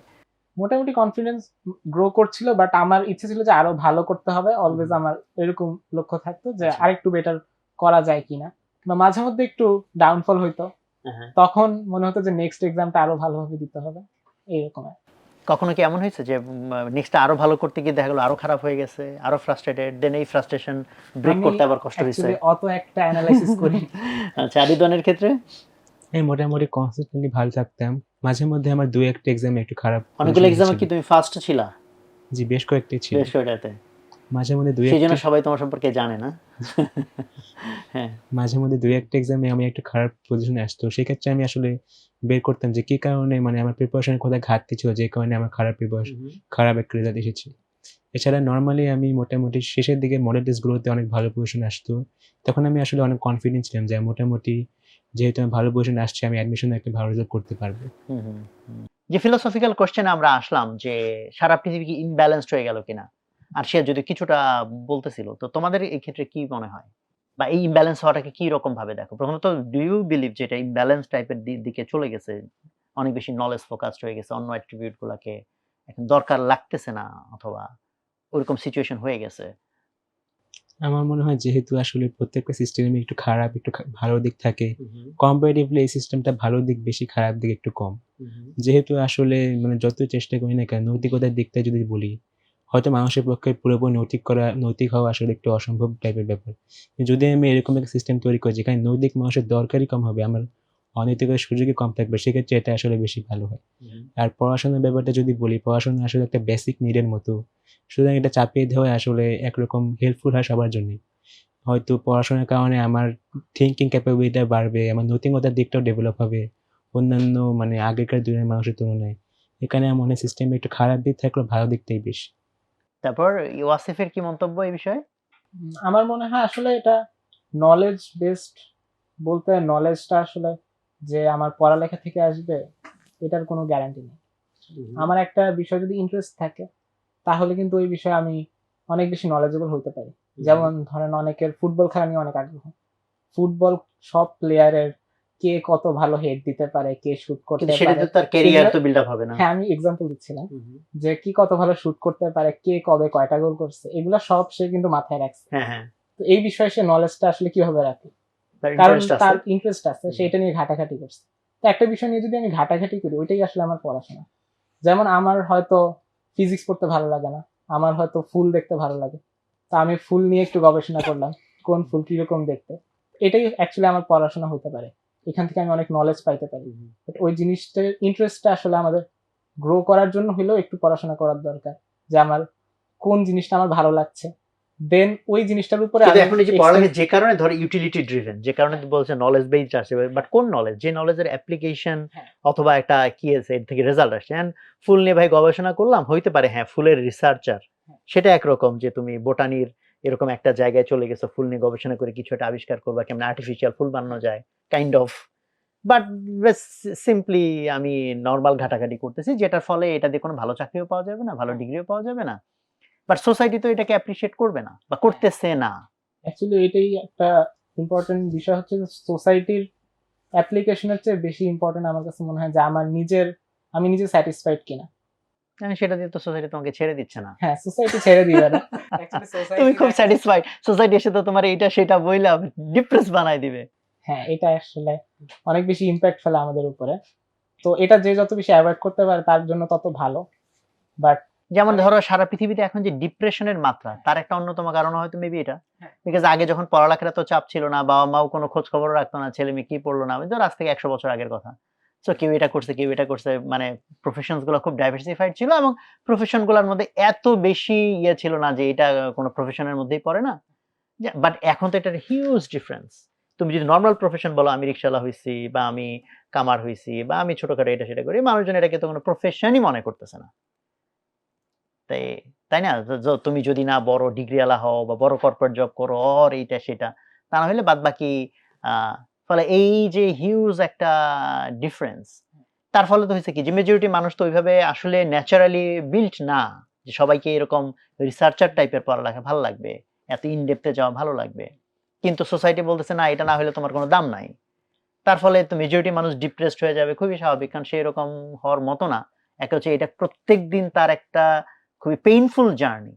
চিন্তা করো, তোমার একটা জিনিস ভালো লাগে না, but every day you have to do it. তাহলে এটা কি এইভাবেই চললে ভালো, নাকি এটার একটা সমাধান আসা দরকার? আমি মনে করি পড়াশোনা ছাড়া বাকি হ্যাঁ। যে বৈশিষ্ট্যগুলো বা হবি আছে বা অন্য যে কোনো স্কিলস, সেগুলোর যদি অ্যাপ্রিসিয়েশন ঠিকভাবে হয় তাহলে পড়াশোনার সাথে চললে সবকিছুই সুন্দর থাকবে। মানে যে পড়াশোনাও করবে, সে ফুটবলে ভালো, তাকে সেখানে ভালো করতে দেওয়ার সুযোগ করে দেওয়া উচিত। কিন্তু তার মানে এই না যে পড়াশোনার যে একটা গদবাঁধা নিয়ম আছে সেটা পুরোপুরি ভেঙে দিতে হবে। দুটোই থাকা দরকার আমি মনে করি। তার পুরোপুরি সমাধানটা হয়তো আসলো না, কারণ হচ্ছে যে ধরো ওই যে ফুটবল, সেটা প্রফেশন হিসেবে ওইরকম ভাবে নেওয়া যায় না, বিকজ জাতীয় দলে হয়তো কয়েকজন চান্স পাবে, তাও আবার যদি ওর অ্যাক্সিডেন্ট একটা করে তো ক্যারিয়ার শেষ, এক্সাম্পল হিসেবে যদি বলি। সো যে এটা প্রুভেন পাথ যে ঠিক এইভাবে পড়ে পড়ালেখা করে চাকরি নিতে হয়, এই করতে হয় সেই করতে হয়, এটার বাইরে অ্যাপ্রিশিয়েট যে তুমি করবা, মানে ওইটা তাহলে how do you design that? আমার মনে হয় এটা আসলে মানুষের নলেজের উপর ডিপেন্ড করে। এটার অ্যান্সারও আমার কাছে মনে হয় পড়ালেখা করাটাই। কারণ যেই আঙ্কেল আন্টি আমাকে আসলে ডিপ্রেস করছে যে আমি কেন আসলে অনেক বড় ডিগ্রি নিচ্ছি না, আমি কেন ইঞ্জিনিয়ারিং পড়তে হবে আমাকে, আমি কেন ধরেন অন্য কোনো বিষয় নিয়ে পড়তে পারবো না, কেন আমাকে ডাক্তার ইঞ্জিনিয়ারিং হতে হবে, ওনারা কিন্তু হয়তো অত বেশি পড়াশোনা জানেন না। তো যারা আমার মনে হয় যারা আসলে অনেক নলেজেবল পারসন, যারা সব বিষয়ে যাদের নলেজ আছে, সব বিষয় নিয়ে ঘাটাঘাটি করেন, তারা আসলে সব বিষয়গুলোকেই অ্যাপ্রিসিয়েট করতে চান। এবং এটাই আসলে আমাদের শিক্ষার একটা উদ্দেশ্য, যে আমরা সকল জিনিসকে আসলে অ্যাপ্রিসিয়েট করতে পারাটা। হ্যাঁ, তা তো ওই যে পড়ালেখার মধ্যেই, বাট হ্যাঁ। তুমি ওখানে একটু উইন্ডোটা ওপেন করে দিছো যে ভাই ডাক্তার ইঞ্জিনিয়ার বাদেও তো আরো ভালো ভালো কিছু হয়। সো এই জায়গাটাতে আমার অরিজিনাল কোয়েশ্চেনটার মধ্যে যেটা ছিল যে এই যে পৃথিবীর যে ডাইভার্সিটি, মানুষকে আল্লাহ ডাইভার্স করে বানাইছে, তো সারা দুনিয়া এখন সভ্যতা বলতে আমরা এখন যেটাকে মিন করতেছি, এটা এমন একটা জায়গায় গেছে, এটা খুব ইমব্যালেন্সড একটা জায়গায় আমাদেরকে নিয়ে যাচ্ছে, যেখানে খুব ন্যারো ব্যান্ড অফ মানুষের যোগ্যতা কি শুধু অ্যাপ্রিসিয়েট করা হচ্ছে, খুব ন্যারো ব্যান্ড অফ তোমার কি বলে জব অর কন্ট্রিবিউশনকেই শুধু অ্যাপ্রিসিয়েট করা হচ্ছে। তো এটা অ্যাকচুয়ালি জাস্ট আমি টপিকের মধ্যে আনলাম টু থিঙ্ক। কারণ দেখো, মা একটা কত ইম্পর্টেন্ট রোল, সমাজে অলমোস্ট এটার কোনো দাম নাই। মানে ধরো কোনো একজন মেয়ে করে না, জব করে না, তা এক হোম মেকার ভাই কিছুই করে না, মানে এটাকে সমাজে কি জিজ্ঞেস করা হয়, আপনার ওয়াইফ কিছু করে না, তো তাহলে বাসায় যা কিছু করে এটা তাহলে কিছুর মধ্যে পড়ে না? তাই না? মানে এই ইমব্যালেন্স গুলো প্রত্যেকটা লেয়ারে, প্রত্যেকটা লেয়ারে আসলে আমার কাছে মনে হয় ভয়ঙ্কর ভাবে পুশ করা হয়েছে, যেটার ফলে তুমি বলছো কিছু বেনিফিট আছে, হ্যাঁ আছে, বাট বেনিফিট গুলা নিয়ে আমরা যত আলোচনা করতেছি, এটা যত ট্রাবল মেক করতেছে, সেটা নিয়ে কি ট্রুলি আমরা আলোচনা করতেছি কিনা, এটা কিন্তু একটা ইম্পর্টেন্ট কোয়েশ্চেন। আদারওয়াইজ সারা পৃথিবীতে এখন ডিপ্রেশনের মাত্রা পৃথিবীর হিস্ট্রিতে কম্পারেবল লেভেলে ছিল, কম্পারেবল লেভেলই ছিল না। মানে যত বেশি মানুষ এখন ডিপ্রেসড, এটা ওভারনাইট হয় নাই। ডেফিনেটলি তাহলে এটা রিসার্চের বিষয়, ডেফিনেটলি এটা নিয়ে কথা বলার বিষয়। কারণ আমরা ওই সেম যে জিনিসটা, কারণ সারা পৃথিবীর ন্যারেটিভ গুলো কোথা থেকে আসলে নিয়ন্ত্রিত হয়? মোস্টলি ইন্ডাস্ট্রিয়ালিস্ট, মানে যারা হচ্ছে কর্পোরেশন চালায়, ব্যবসা চালায়। সো যেমন ধরো রিসার্চ কি নিয়ে হবে, এটা কে ঠিক করে? রিসার্চার ঠিক করে? যে ফান্ড দেয় সে ঠিক করে। ফান্ড কে দেয়? কোম্পানিগুলা দেয়। ফলে পত্রিকা যে চালায়, কে চালায়? কোম্পানিগুলা চালায়। ফলে কি ন্যারেটিভ এস্টাবলিশড হবে? ধরো আমি চায়ের কোম্পানি চালাই, আমার হাতে তাহলে এনাফ মিডিয়া পাওয়ার ইউজ করবো কফির চেয়ে চা কেন ভালো এটা প্রমাণ করার জন্য। রিসার্চার এঙ্গেজ করে দিব যে তুমি চায়ের গুণাগুণ নিয়ে রিসার্চ করো। তো এই জন্য আমার কাছে মনে হয়েছে যে তোমাদের মাথায় এবং সাথে আমাদের অডিয়েন্সের মাথায় টপিকটা আমি ঢুকাইতে চাইলাম বা ক্লুটা দিতে চাইলাম যে পৃথিবীকে যেভাবে আমাদের সামনে প্রেজেন্ট করা হয়, ব্র্যান্ডিং করা হয়, এইখানে যাতে আমরা আউট অফ দ্য বক্স গিয়ে সমাধান কি হবে জানি না, অ্যাটলিস্ট কোয়েশ্চেন করা স্টার্ট করতে পারি। যেটাকে তুমি ভালো বলতেছো, ভালোর সংজ্ঞা নিয়ে আমার আপত্তি থাকতে পারে, বাট তুমি এমন ভাবে ভালোর সংজ্ঞা আমার উপর চাপাচ্ছ যে যেন তোমার ভালোর সংজ্ঞা নিয়ে আমি কোয়েশ্চেনও করতে পারবো না, তাই না? ওকে, সো এখন আমরা একটু পড়ালেখা থেকে বাইরে যাই। পড়ালেখা থেকে বাইরে হচ্ছে তোমরা আর কে কোথায় সময় কাটাও? তোমরা অনেক ইন্টারেস্টের স্টোরি বলছিলা, টপিক, যদি ওগুলো পড়ালেখার সাথে রিলেটেড, স্টিল আমি মেইন স্ট্রিম পড়ালেখা না, এটা পড়ালেখার বাইরের পড়ালেখা। তো তোমার কোন কোন টপিক খুব ইন্টারেস্টিং লাগে রিদওয়ান? আমার মূলত যেমন কম্পিউটারটা আগ্রহ অনেক, যেহেতু আমি কম্পিউটার সায়েন্স নিয়ে পড়েছি। এছাড়াও পিওর সায়েন্সে অনেক আগ্রহ, যেমন ফিজিক্স, ম্যাথস। এছাড়া আমার হিউম্যান ব্রেন নিয়ে অনেক আগ্রহ, অর্থাৎ নিউরোলজি। এবং আমার বিভিন্ন অন্যান্য টপিক যেগুলো নিয়ে আসলে খুব বেশি পড়াশোনা হয় না কিন্তু করার ইচ্ছে আছে, যেমন সাইকোলজি কিংবা হিস্ট্রি, ইকোনমিক্স, এথনোগ্রাফি, এগুলোতে আমার আগ্রহ আছে অনেক। এথনোগ্রাফির উপর আমি একটা বই রিসেন্টলি পড়েছিলাম, অর্ধেক বই। জি, তো বলো দেখি ওখান থেকে কিছু একটা এমন ইন্টারেস্টিং কোনো ইনসাইট যাতে আমাদেরও একটা ইন্টারেস্ট তৈরি হয়। আসলে এথনোগ্রাফি মূলত হচ্ছে মানুষকে স্টাডি করার ব্যাপার, তাদের বিভিন্ন কালচার সম্পর্কে জেনে তাদের ব্যবহার অ্যানালাইজ করা, অর্থাৎ তারা কতটুকু সিভিলাইজড কিংবা আনসিভিলাইজড অন্যদের মানুষ তুলনায়, সেগুলোর উপর। আমি আসলে যে বইটা পড়েছিলাম সেটা হচ্ছে মূলত অনেকটা ইতিহাসের মধ্যে করে লেখা, অর্থাৎ একজন মানুষ তার নিজস্ব এথনোগ্রাফির ইতিহাস সম্পর্কে তুলে ধরেছেন আর কি। এ কারণে আসলে ইনসাইট আমার খুব বেশি এখনো হয়নি, কিন্তু আমি মূলত এথনোগ্রাফি কি কিংবা কিভাবে করে এগুলো নিয়ে আগ্রহ থেকে আচ্ছা, পড়েছি। হিউম্যান ব্রেন নিয়ে তাহলে যেটা বলতেছিলাম, বরং ওখান থেকে তাহলে একটু বলো তো কি হোয়াটস ইন্টারেস্টিং গোয়িং অন। মানে যেমন আমরা এখন নিউরোলিঙ্ক দেখতেছি, তার ডিভাইস আছে হিউম্যান ব্রেনের সাথে মেশিনকে ইন্টারফেস করা, বা নিউরো সায়েন্সের অনেকগুলা জায়গা আছে যেখানে গিয়ে মানুষ ব্রেইনকে আরো মোর এন্ড মোর বোঝার চেষ্টা করতেছে। তো এগুলো নিয়ে তোমার মানে ওখানে তোমার ইন্টারেস্টিং কি লাগে, কোনটা ইন্টারেস্টিং? আসলে আমার মূলত কনসিয়াসনেস এর ব্যাপারটা ইন্টারেস্টিং লাগে, অর্থাৎ Okay. মানুষ কিভাবে নিজের সম্পর্কে নিজে ভাবতে পারে কিংবা ব্রেন নিজের সম্পর্কে নিজে চিন্তা করতে পারে, এগুলো আমার মূলত আগ্রহ বেশি। এখন আর যদি আমার পড়াশোনা খুব বেশি ইচ্ছে এখনো হয়নি করা, কিন্তু আমার ফিউচারে এগুলো নিয়ে আলাদা করে পড়াশোনায় আমাকে যদি সম্ভব হয় ডিগ্রি নেওয়ার ইচ্ছে আছে। আচ্ছা, তো ওখানকার কোনো ইন্টারেস্টিং এমন কোনো ফ্যাক্ট আছে যেটা শুনে আমরা অবাক হইতে পারি? আসলে এখন ফ্যাক্ট আমার জানা নেই ঠিক। আচ্ছা, বা তুমি যে আরো বলতেছিলা ফিজিক্স নিয়ে হোক, হোয়াটএভার, এগুলো নিয়ে, যেমন ধরো ফিজিক্স নিয়ে তোমার আগ্রহের জায়গাটা কোন জায়গাটায়? ফিজিক্স নিয়ে আমার আগ্রহ, যেহেতু আমি ফিজিক্স অলিম্পিয়াড করেছিলাম, আমি আসলে ফিজিক্স নিয়ে অনেক পড়াশোনা করেছি এবং আমার ফিজিক্সের বিভিন্ন আনসলভড টপিকস যেমন সুপার কন্ডাক্টর কিংবা কোয়ান্টাম গ্র্যাভিটি, এগুলো নিয়েও আমার আসলে আগ্রহ আছে, অর্থাৎ এগুলো কীভাবে কাজ করে বা এইসব পিওর ফিজিক্সের টপিক নিয়ে আমার আগ্রহ ছিল। ধরো তুমি যদি ফিজিক্স নিয়েই কাজ করো, তুমি একজন এরকম গবেষক বা বিজ্ঞানী হও, ফিজিক্সের এরকম কোন টপিক নিয়ে তুমি সলভ করতে চাইবে যে যদি আমি এই টপিকটা সলভ করতে পারতাম? বর্তমানে একটা ইন্টারেস্টিং টপিক হচ্ছে সুপার কন্ডাক্টিভিটি, এটার উপর একটা থিওরি দেওয়া হয়েছিল, বিসিএস থিওরি বলে। এটা আসলে পুরোপুরি এখনো মানে এক্সপ্লেন করতে পারি না সুপার কন্ডাক্টিভ থিওরিটা।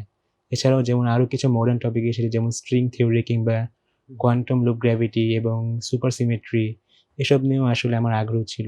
মূলত আমার সুপার কন্ডাক্টর যেহেতু আসলে একটু সহজে বোঝা যায় আমাদের লেভেলের জন্য, এখানে সুপার কন্ডাক্টর আমার বেশি আগ্রহ।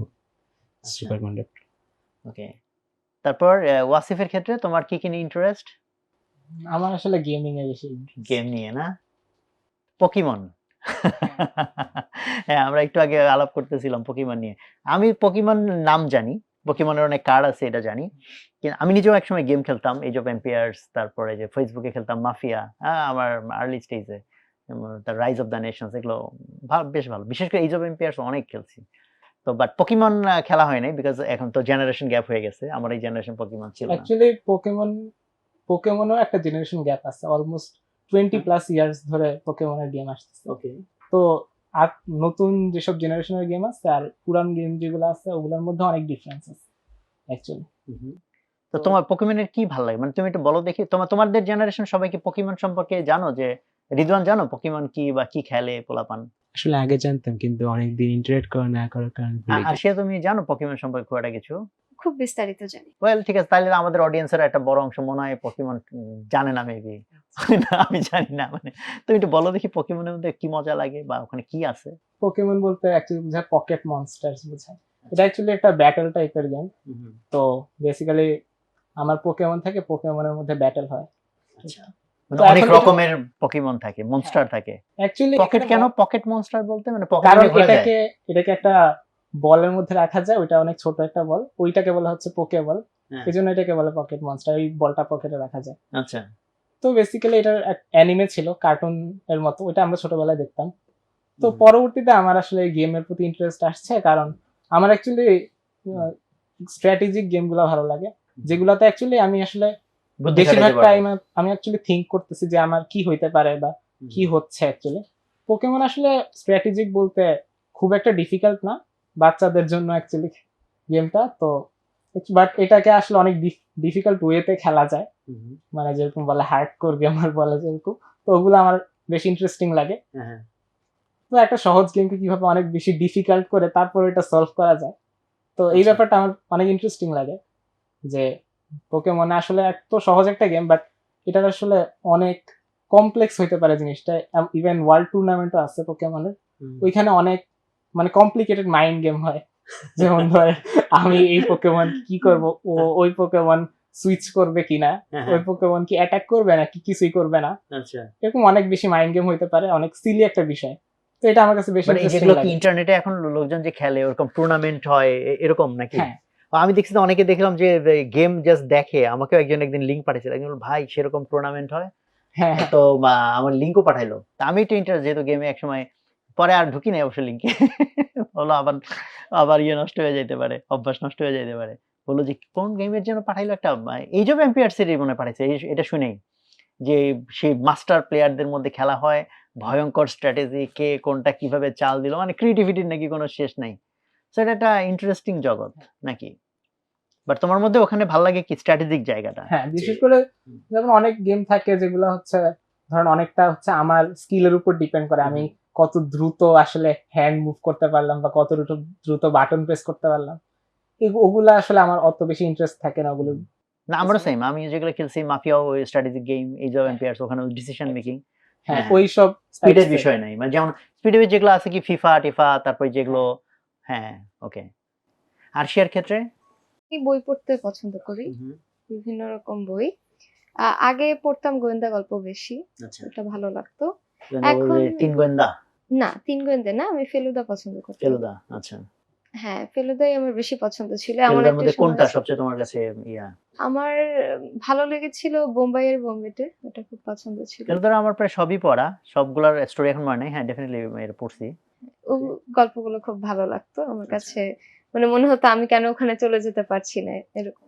গোয়েন্দা গল্পের ক্ষেত্রে তোমার ইন্টারেস্টিং জিনিস কোনটা ছিল, যে এই যে বুদ্ধি খাটিয়ে খাটিয়ে প্রবলেম সলভ করা? না, আমার কাছে বুদ্ধি খাটানোর চেয়ে বেশি ছিল তারা সবাই মিলে একসাথে এক একজন এক এক সময় নিজের বুদ্ধি খাটিয়ে যেভাবে কাজগুলো করত, বা তারা একসাথে যখন কাজ করত কি ভাবে করত, নিজেদের মধ্যে কি কথাবার্তা বলতো, কি পরিকল্পনা করতো, এই সবগুলো বিষয় আমার কাছে গুরুত্বপূর্ণ। মানে একদম গল্পের শেষে গিয়ে যখন ডিকোড করতো পুরো গল্পটা, তার চেয়ে আমার কাছে জার্নিটা বেশি ভালো লাগতো। আর গল্প লেখনীটা খুব ভালো লাগতো, এই জন্যই আমার মূলত আগ্রহ গড়ে উঠেছিল। পরবর্তীতে আমি আরো বিভিন্ন রকম বই পড়ি, যেমন খুব সম্প্রতি আমি হচ্ছে একজন নোবেল বিজয়ী হান কাং এর দ্য ভেজিটেরিয়ান বইটা পড়েছি, বেশ জটিল একটা বই, হয়তো এখন আমার কিছুই মনে নেই, কিন্তু এটা একটি গভীর মনস্তাত্ত্বিক বই।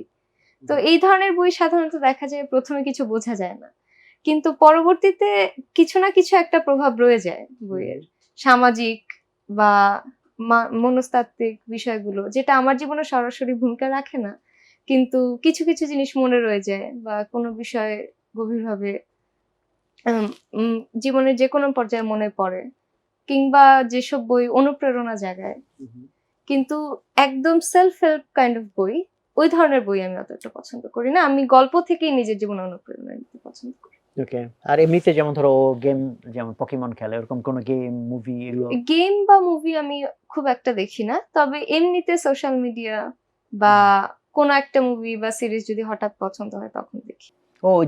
তুমি তো বলতেছিলা রিদওয়ান হচ্ছে ইসের কথা, এই সিটকমের কথা। তো সিটকমের মধ্যে তুমি কোনটা বেশি পছন্দ তোমার? সিটকমের মধ্যে আমার সবচেয়ে পছন্দ বিগ ব্যাং থিওরি। বিগ ব্যাং থিওরির পাশাপাশি ফ্রেন্ডস। আমি ফ্রেন্ডস দেখছি। ফ্রেন্ডস তো হ্যাঁ, আমরা যখন হলে ছিলাম এই 2005-06 দিকে, তখন আমার এক বন্ধু ছিল, ও দেখি সারাদিন কি দেখে, হাসে টাসে। তো আমি বললাম কি, তো বলে আরে দেখ, তুই দেখলে বুঝবি। তারপর দেখলাম, আমিও দেখে দেখেছি, আরে আমিও দেখা শুরু করছি। ওই যে ক্যারেক্টার গুলা, জো, আমার সব ক্যারেক্টার নাম মনে নাই এখন, ফিবি, তারপর কে কে ছিল, রাইট? হ্যাঁ, এগুলো কি সিটকম বলে? ও আচ্ছা। বাট এটা সিচুয়েশনাল কমেডি বলতে, ও আচ্ছা বুঝছি, মানে জাস্ট, হ্যাঁ, ওকে। এছাড়াও আমার মুভির মধ্যে যেমনটা বিগ ব্যাং থিওরি নাম শুনছি, বাট বিগ ব্যাং দেখি নাই। বিগ ব্যাং থিওরিতে মানে মূল ইয়েটা কি? এই বিগ ব্যাং থিওরির মূল ঘটনা হচ্ছে মূলত 4 জন ফ্রেন্ড যারা একসাথে থাকতো। তারা মূলত সবাই মোটামুটি সায়েন্টিস্ট এবং নার্ড টাইপের। ওই জন্য বিগ ব্যাং। বিগ ব্যাং থিওরি। ওকে। তারা সবাই একসাথে ক্যালটেকে কাজ করতো এবং মোটামুটি যেমন দেখা যায় শুরুর দিকে একজন প্রোডিজি টাইপ ছিল শেলডন। ও একদম সিজন 1 থেকে একদম সিজন শেষ অবধি আস্তে আস্তে ডেভেলপমেন্ট হয় এবং লাস্ট এপিসোডেও নোবেল প্রাইজ পায়। এটাই ছিল মানে। বাট বিজ্ঞান তো আর সবাই বোঝে না। বাট এটা কি শুধু বিজ্ঞানের লোকজন, যারা সায়েন্স লাভার, তাদের কাছে পছন্দ, নাকি সবাই এটা দেখে? মোটামুটি সবাই এটা দেখে। এখানে তাহলে ওখানে বিজ্ঞানটা খুব সামান্য নিয়ে আসে নাকি? বিজ্ঞানটা খুব সামান্য, তাহলে মজার জায়গাটা কি কমেডি? কমেডিটাই মজার। আচ্ছা, তো তোমার কাছে কমেডি ভালো লাগে? জি। তুমি কমেডি করতে পারো? না। তাই সিটকম, হ্যাঁ। Anything else about Big Bang and আর কি? সিটকম ছাড়া আমি মুভি একটু কম দেখি, তবে আমার মুভি পছন্দের মুভির মধ্যে লর্ড অফ দ্য রিংস আছে। Lord of the Rings. Lord of the Lord of Rings. The Rings, হ্যাঁ আমিও দেখছিলাম। লর্ড অফ দ্য রিংস এর ভিতরে অ্যাকচুয়ালি অনেক কিছুই আছে, আই থিংক। আমাদের রাতুল হচ্ছে লর্ড অফ দ্য রিংস এর master. Say Lord of the Rings এর মানে লিটারেলি মনে হয় কয়েকদিন ধরে কথা বলতে পারবে, লিটারেলি। মানে তার সমস্ত ক্যারেক্টার, তাদের হিস্ট্রি, তাদের পরের হিস্ট্রি, মানে আনবিলিভেবল ফ্রিক এই লর্ড অফ দ্য রিংস। তো ওখানে তোমার কাছে এক্সাইটিং কোনটা? লর্ড অফ রিংস মূলত ফ্যান্টাসি ভিত্তিক একটা, যেহেতু আমার মনে হয় এখানে কাহিনীটা অনেক ভালো। কাহিনী এছাড়াও আমার মনে হয় তাদের মধ্যে যে টিম ওয়ার্ক টাইপের সেটাও খুব ভালো। তাদের সবার মধ্যে এক ধরনের অনেক ভালো ইউনিটি থাকে। এছাড়াও এবং তাদের মধ্যে লিডারশিপ কোয়ালিটিটা অনেক ভালো। যেমন আমার প্রিয় ক্যারেক্টার অ্যারাগর্ন, তার মধ্যেকার লিডারশিপ এবং অন্যান্য যে স্যাক্রিফাইসিং গুণ, এগুলো আমার ভালো লাগে। আচ্ছা। কারণ লর্ড অফ দ্য রিংস এবং যেহেতু এটা ফ্যান্টাসি ভিত্তিক, এখানে অনেক ইউনিক সব ক্যারেক্টার থাকে এবং ইউনিক সব জায়গা, সেগুলো আমার আসলে অনেক পছন্দের। হ্যাঁ, আমার কাছে মেকিংটা খুবই, যদিও অনেক আগে দেখছি, সব আমার মনে নাই। কারণ আমার কাছে মুভির চেয়ে হলো বই পড়ে কল্পনা করতে আরো বেশি ভালো লাগে আর কি। এবং আমি ওই দেখছি যে অ্যাকচুয়ালি যে বইগুলো পড়ছি, এবং ইভেন লিজেন্ডারি মুভিও হয়েছে, মুভিতেও দেখি না বোধহয় প্রায় 10 বছর হয়ে গেছে। বাট আমি মুভি দেখে বরং হতাশ হয়েছি। যেমন গডফাদার, এই মুভিটা, মারিও পুজোর যে বইটা গডফাদার, সো এটা আমার ওয়ান অফ দ্য ফেভারিট বইগুলোর একটা, ফর সাম রিজন। তো আমি যখন বই পড়ছি, এটা এত বেশি এক্সাইটিং এবং ইনসাইটফুল অ্যান্ড মানে ছিল অনুভব করার। হয় যে মুভিটাও কিন্তু খুবই নাম করা, মানে যারা বই পড়ে না তারা মুভি দেখেই ফিদা। মুভি দেখে আমি বরং হতাশ ছিলাম, আরে কত কিছু মুভির মধ্যে তো আনা যায় নাই, এরকম ফিল হয় আর কি। তো লর্ড অফ দ্য রিংস আমি বই পড়ি নাই, বাট অ্যাকচুয়ালি মানে মুভি দেখে ফিল করছি যে জিনিসটা অনেক ডিফারেন্ট। তারপর ওয়াসিফ, তোমার ক্ষেত্রে? তুমি তো মুভি দেখো না, নাকি না দেখো? না, আমি খুব একটা মুভি দেখি না। গুড। তাহলে তুমি কি করো? ওই পকিমন। তো তোমার আব্বু কি তোমাকে পকিমন নিয়ে পোক করে না? হ্যাঁ, অবশ্যই। আচ্ছা। তো বেসিক্যালি হুম। আমার যখন আমার ইচ্ছা হয় তখন খেলি, হ্যাঁ, যখন ইচ্ছা হয় খেলি না। বাট আচ্ছা। মনে হয় আমার মধ্যে রিসেন্টলি বিভিন্ন চেঞ্জ আসছে, হুম, যেমন এখন হয়তো আর পোকেমন খেলতে অত ভালো লাগে না, হুম। হয়তো এখন জাস্ট অন্যদের খেলা দেখি ইউটিউবে। ওকে, হ্যাঁ, গুড। তো আমরা এখন আবার লাইট আইটেম থেকে আবার যদি একটু হেভি আইটেমে যাই, তো তোমরা তো সবাই জেনজির জেনারেশনের মধ্যে না, জেনারেশন জেড। তো সেই জায়গা থেকে আমরা কিভাবে এই জেনজির যে পাওয়ারটা, এটাকে কিভাবে আমরা পজিটিভলি ইউটিলাইজেশন আনতে পারি, যেটা ভবিষ্যতে বাংলাদেশকে সুন্দর বানাবে? জেনজিকে আরো কিছুটা রেসপন্সিবল হতে হবে। ওকে, রেসপন্সিবল। তারা ডিসিশন মেক করতে চায় বা অনেক কিছু জানতে চায়, তবে সেটা পারিপার্শ্বিকের সাথে সেটাকে একটু মিলিয়ে নিতে হবে। মানে সবসময় যেটা ঠিক মনে হচ্ছে সেটা ঠিক নাও হতে পারে, এটা পরিবেশের উপর নির্ভর করে। এজন্য দেখা যায় কিছুদিন এটা ঠিক, এটাই করতে হবে, আবার এক সপ্তাহ পরে পুরো জেনজি একদম এটা করা যাবে না, এটা হচ্ছে না। আমাদের প্রত্যেকেরই নিজের একটু ভাবনা চিন্তা করার সুযোগ নিজেদেরকে করে দিতে হবে। এখন ধরো সেক্ষেত্রে তো অন্য জেনারেশন বরং ওরকমই ছিল, তোমরা বরং ডিফারেন্ট, যে তোমরা নিয়মিত সুইং খাও। তো এই সুইং খাওয়াকে কোনো অ্যাডভান্টেজে পরিণত করা যায় না নাকি? সেটাকে নাকি আমাদের steady করতে হলে ভালো? হবে আচ্ছা, কিছুটা, কারণ আমরা সোশ্যাল মিডিয়াতে যে পরিমাণে থাকি হ্যাঁ, হ্যাঁ, বা ইনফ্লুয়েন্সড হই, আগের জেনারেশন গুলো ততটা এক্সপোজ influence ছিল হওয়ার না সুযোগ ছিল না। Social Right. মিডিয়াতে। তোমাদের কি পরামর্শ জেনজির পাওয়ারকে পজিটিভলি কিভাবে আমার মনে হয় আমাদের যে ইনফ্লুয়েন্সড হওয়ার যে প্রবণতাটা, এটা আসলে পজিটিভ দিকেও কাজে লাগানো যায়। যেমন আমরা নতুন নতুন আইডিয়া জেনারেট করতে পারি, হয়তো আমরা হয়তো ভালো কিছু দেখে যদি ইনফ্লুয়েন্সড হই তাহলে আসলে বেটার, যে আমরা যেসব ভালো দিকগুলো আছে আমাদের কমিউনিকেশন, যেসব ট্রেন্ডিং এর মধ্যে ভালো আইটেম বেশি রাখতে হবে, খারাপ জিনিস ট্রেন্ডিং হতে গেলে ঠেকাই দিতে হবে। ওকে, রিদওয়ানের কোনো আইডিয়া? আমার আইডিয়া বলতে আসলে যেহেতু জেনজি মোটামুটি ন্যায়পরায়ণ, এটা আসলে একদিক থেকে হেল্পফুল হবে দেশের জন্য যদি তারা লিডে যায়। জেনজি হিসেবে ন্যায়পরায়ণ নাকি ওই যে ইয়াং হিসেবে ন্যায়পরায়ণ? আমার মনে হয় সব মানুষ ন্যায়পরায়ণ না, ইয়াং না, হোক বা সেটা তো ডেফিনেটলি না, এটা তো আর প্রশ্নই আসে না। মানে ওটা তো এভারেজ কথা, যে অন্য জেনারেশনের কম্পারিজনে যদি বলা হয়।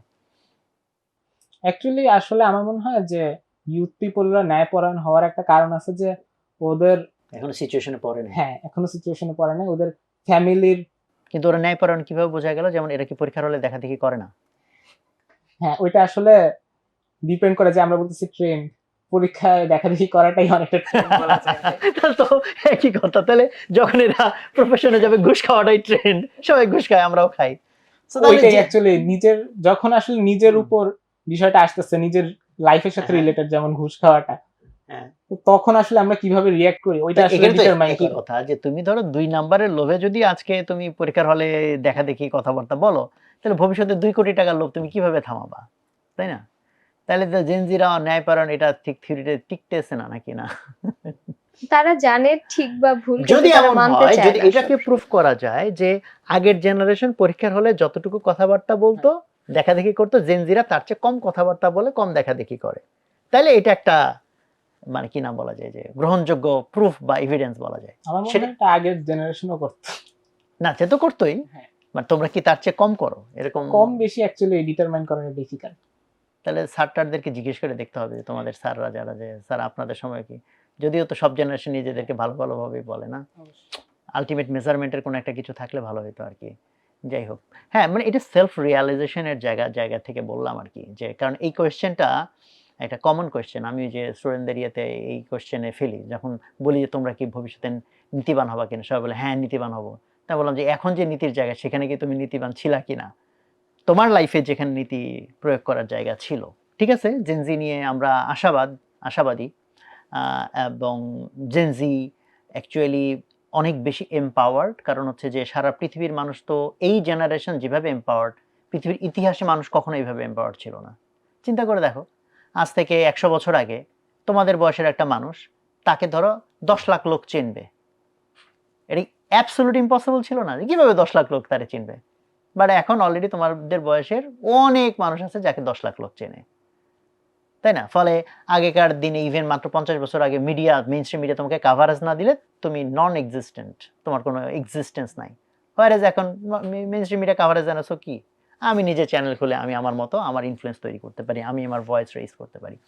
এআই যে জায়গাটাতে চলে আসছে, এআই দ্বারা এম্পাওয়ার্ড হওয়া মানে তো হচ্ছে কাইন্ড অফ সুপারম্যান হয়ে যাওয়ার মতো। এআই অলরেডি যে জায়গাটায় আসছে, মানে যে জায়গাটা থেকে আমরা বলতেছি জেনজির আলোচনাটা আনতেছিলাম যে ভবিষ্যতের বাংলাদেশকে জেনজিরা আরো কত সুন্দর করে তৈরি করতে পারে। তো সেই জায়গায় তো ওভারঅল জেনজি তো একটা ধরো কমন টার্ম। তো এখন যদি আমরা তোমাদের জায়গা থেকে এই জিনিসটাকে পোর্ট্রে করতে চাই, পার্সোনাল তুমি জেনজির একটা মেম্বার হিসেবে বলো, ঢাকা ভার্সিটি বা বুয়েটের টপার হিসেবে বলো, যে হিসেবে বলো, যখন আমরা মনে করি যে এই জেনারেশন বাংলাদেশকে বদলাবে, জেনারেশন তো একটা ভেগ টার্ম, জেনারেশন মানে কে, আলটিমেটলি তো এসে পৌঁছাবে একটা ব্যক্তির ঘাড়ে, যে আচ্ছা ঠিক আছে কেউ একজন করবে, আচ্ছা কেউ একজন বলতে তাহলে কে, তাহলে আমার জায়গা থেকে আমার কনভিকশনটা কি। তো সেই জায়গা থেকে যদি আমি তোমাদেরকে প্রশ্নটাকে এইভাবে করি যে তোমরা তাহলে ভবিষ্যতে কি করতে চাচ্ছ, কি হইতে চাচ্ছ, কিভাবে ইম্প্যাক্ট ফেলতে চাচ্ছ, নাকি ইম্প্যাক্ট ফেলার প্রয়োজন নাই মনে করতেছো, সো সেই জায়গা থেকে একটু জানতে চাই যে তোমাদের ফিউচার প্ল্যান কি।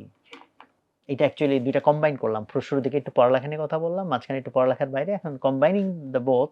সো একটা তো হচ্ছে যে you are going to be an engineer because তিনজন ইঞ্জিনিয়ারিং পড়তেছো, দেন হোয়াট, এটা নিয়ে কি একটু চিন্তা ভাবনা করছো কিনা?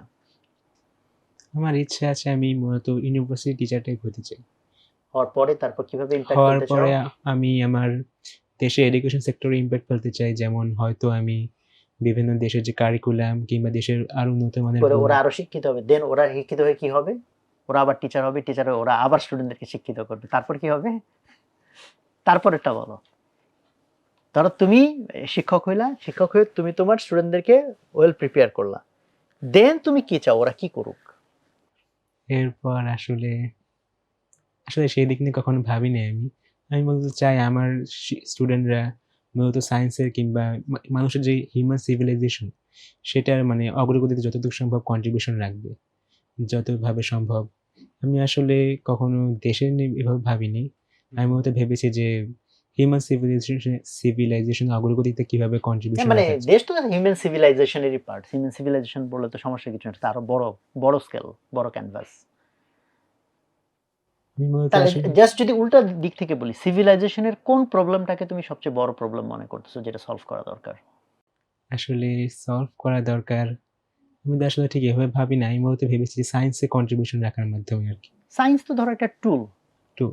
সায়েন্স দিয়ে চাইলে সিভিলাইজেশন ধ্বংস করা যায়, সায়েন্স অ্যান্ড টেকনোলজি ইউজ করে চাইলে সিভিলাইজেশনকে ধ্বংসের হাত থেকে সেভও করার চেষ্টা করা যাবে। তো সেই জায়গা থেকে যদি তুমি চিন্তা করো অ্যাপ্লিকেশনের জায়গা থেকে, পারমাণবিক শক্তি যেমন তুমি পারমাণবিক বোমাও বানাইতে পারবা, আবার নিউক্লিয়ার পাওয়ার দিয়ে তুমি চাইলে বিদ্যুৎও জেনারেট করতে পারবা, রাইট? তো সেই জায়গা থেকে মানে পারপাজের জায়গা যদি বলি আর কি, তাহলে মানে ওই knowledge and everything, science and everything এর কোন পারপাসটা তুমি মনে করো যে আসলে? আমার যে একটা দিক দিয়ে অনেক আগ্রহ সেটা হচ্ছে এআই কিভাবে আসলে মানুষের জীবনকে প্রভাবিত করতে পারে। প্রভাবিত বলতে? যেমন বর্তমানে বলা হয় যে সামনে এআই এর কারণে মানুষ চাকরি হারাবে কিংবা এআই যদি ভুল হাতে পড়ে যায় সেক্ষেত্রে এআই এর মাধ্যমে আসলে মানুষ অনেক ক্ষতিগ্রস্ত হবে। এখন সেগুলো কিভাবে কন্ট্রোলে আনা যেতে পারে? যাতে যাতে এআই মানুষের জীবনকে কোনোভাবে ক্ষতিগ্রস্ত না করে শুধু মানুষের কাজে আসতে পারে সেভাবে আসলে এআইটাকে রূপ এআই যে করবে। স্পিডে আগাচ্ছে তাতে তো তুমি যতদিনে ওই কন্ট্রিবিউশন রাখতে চাইবা ততদিনে তো সিভিলাইজেশন থাকে কিনা এআই এর হাতে চলে যায়। ওয়েল ঠিক আছে, এটা একটা নাইস ওয়ে টু থিঙ্ক। ওয়াসিফের ক্ষেত্রে?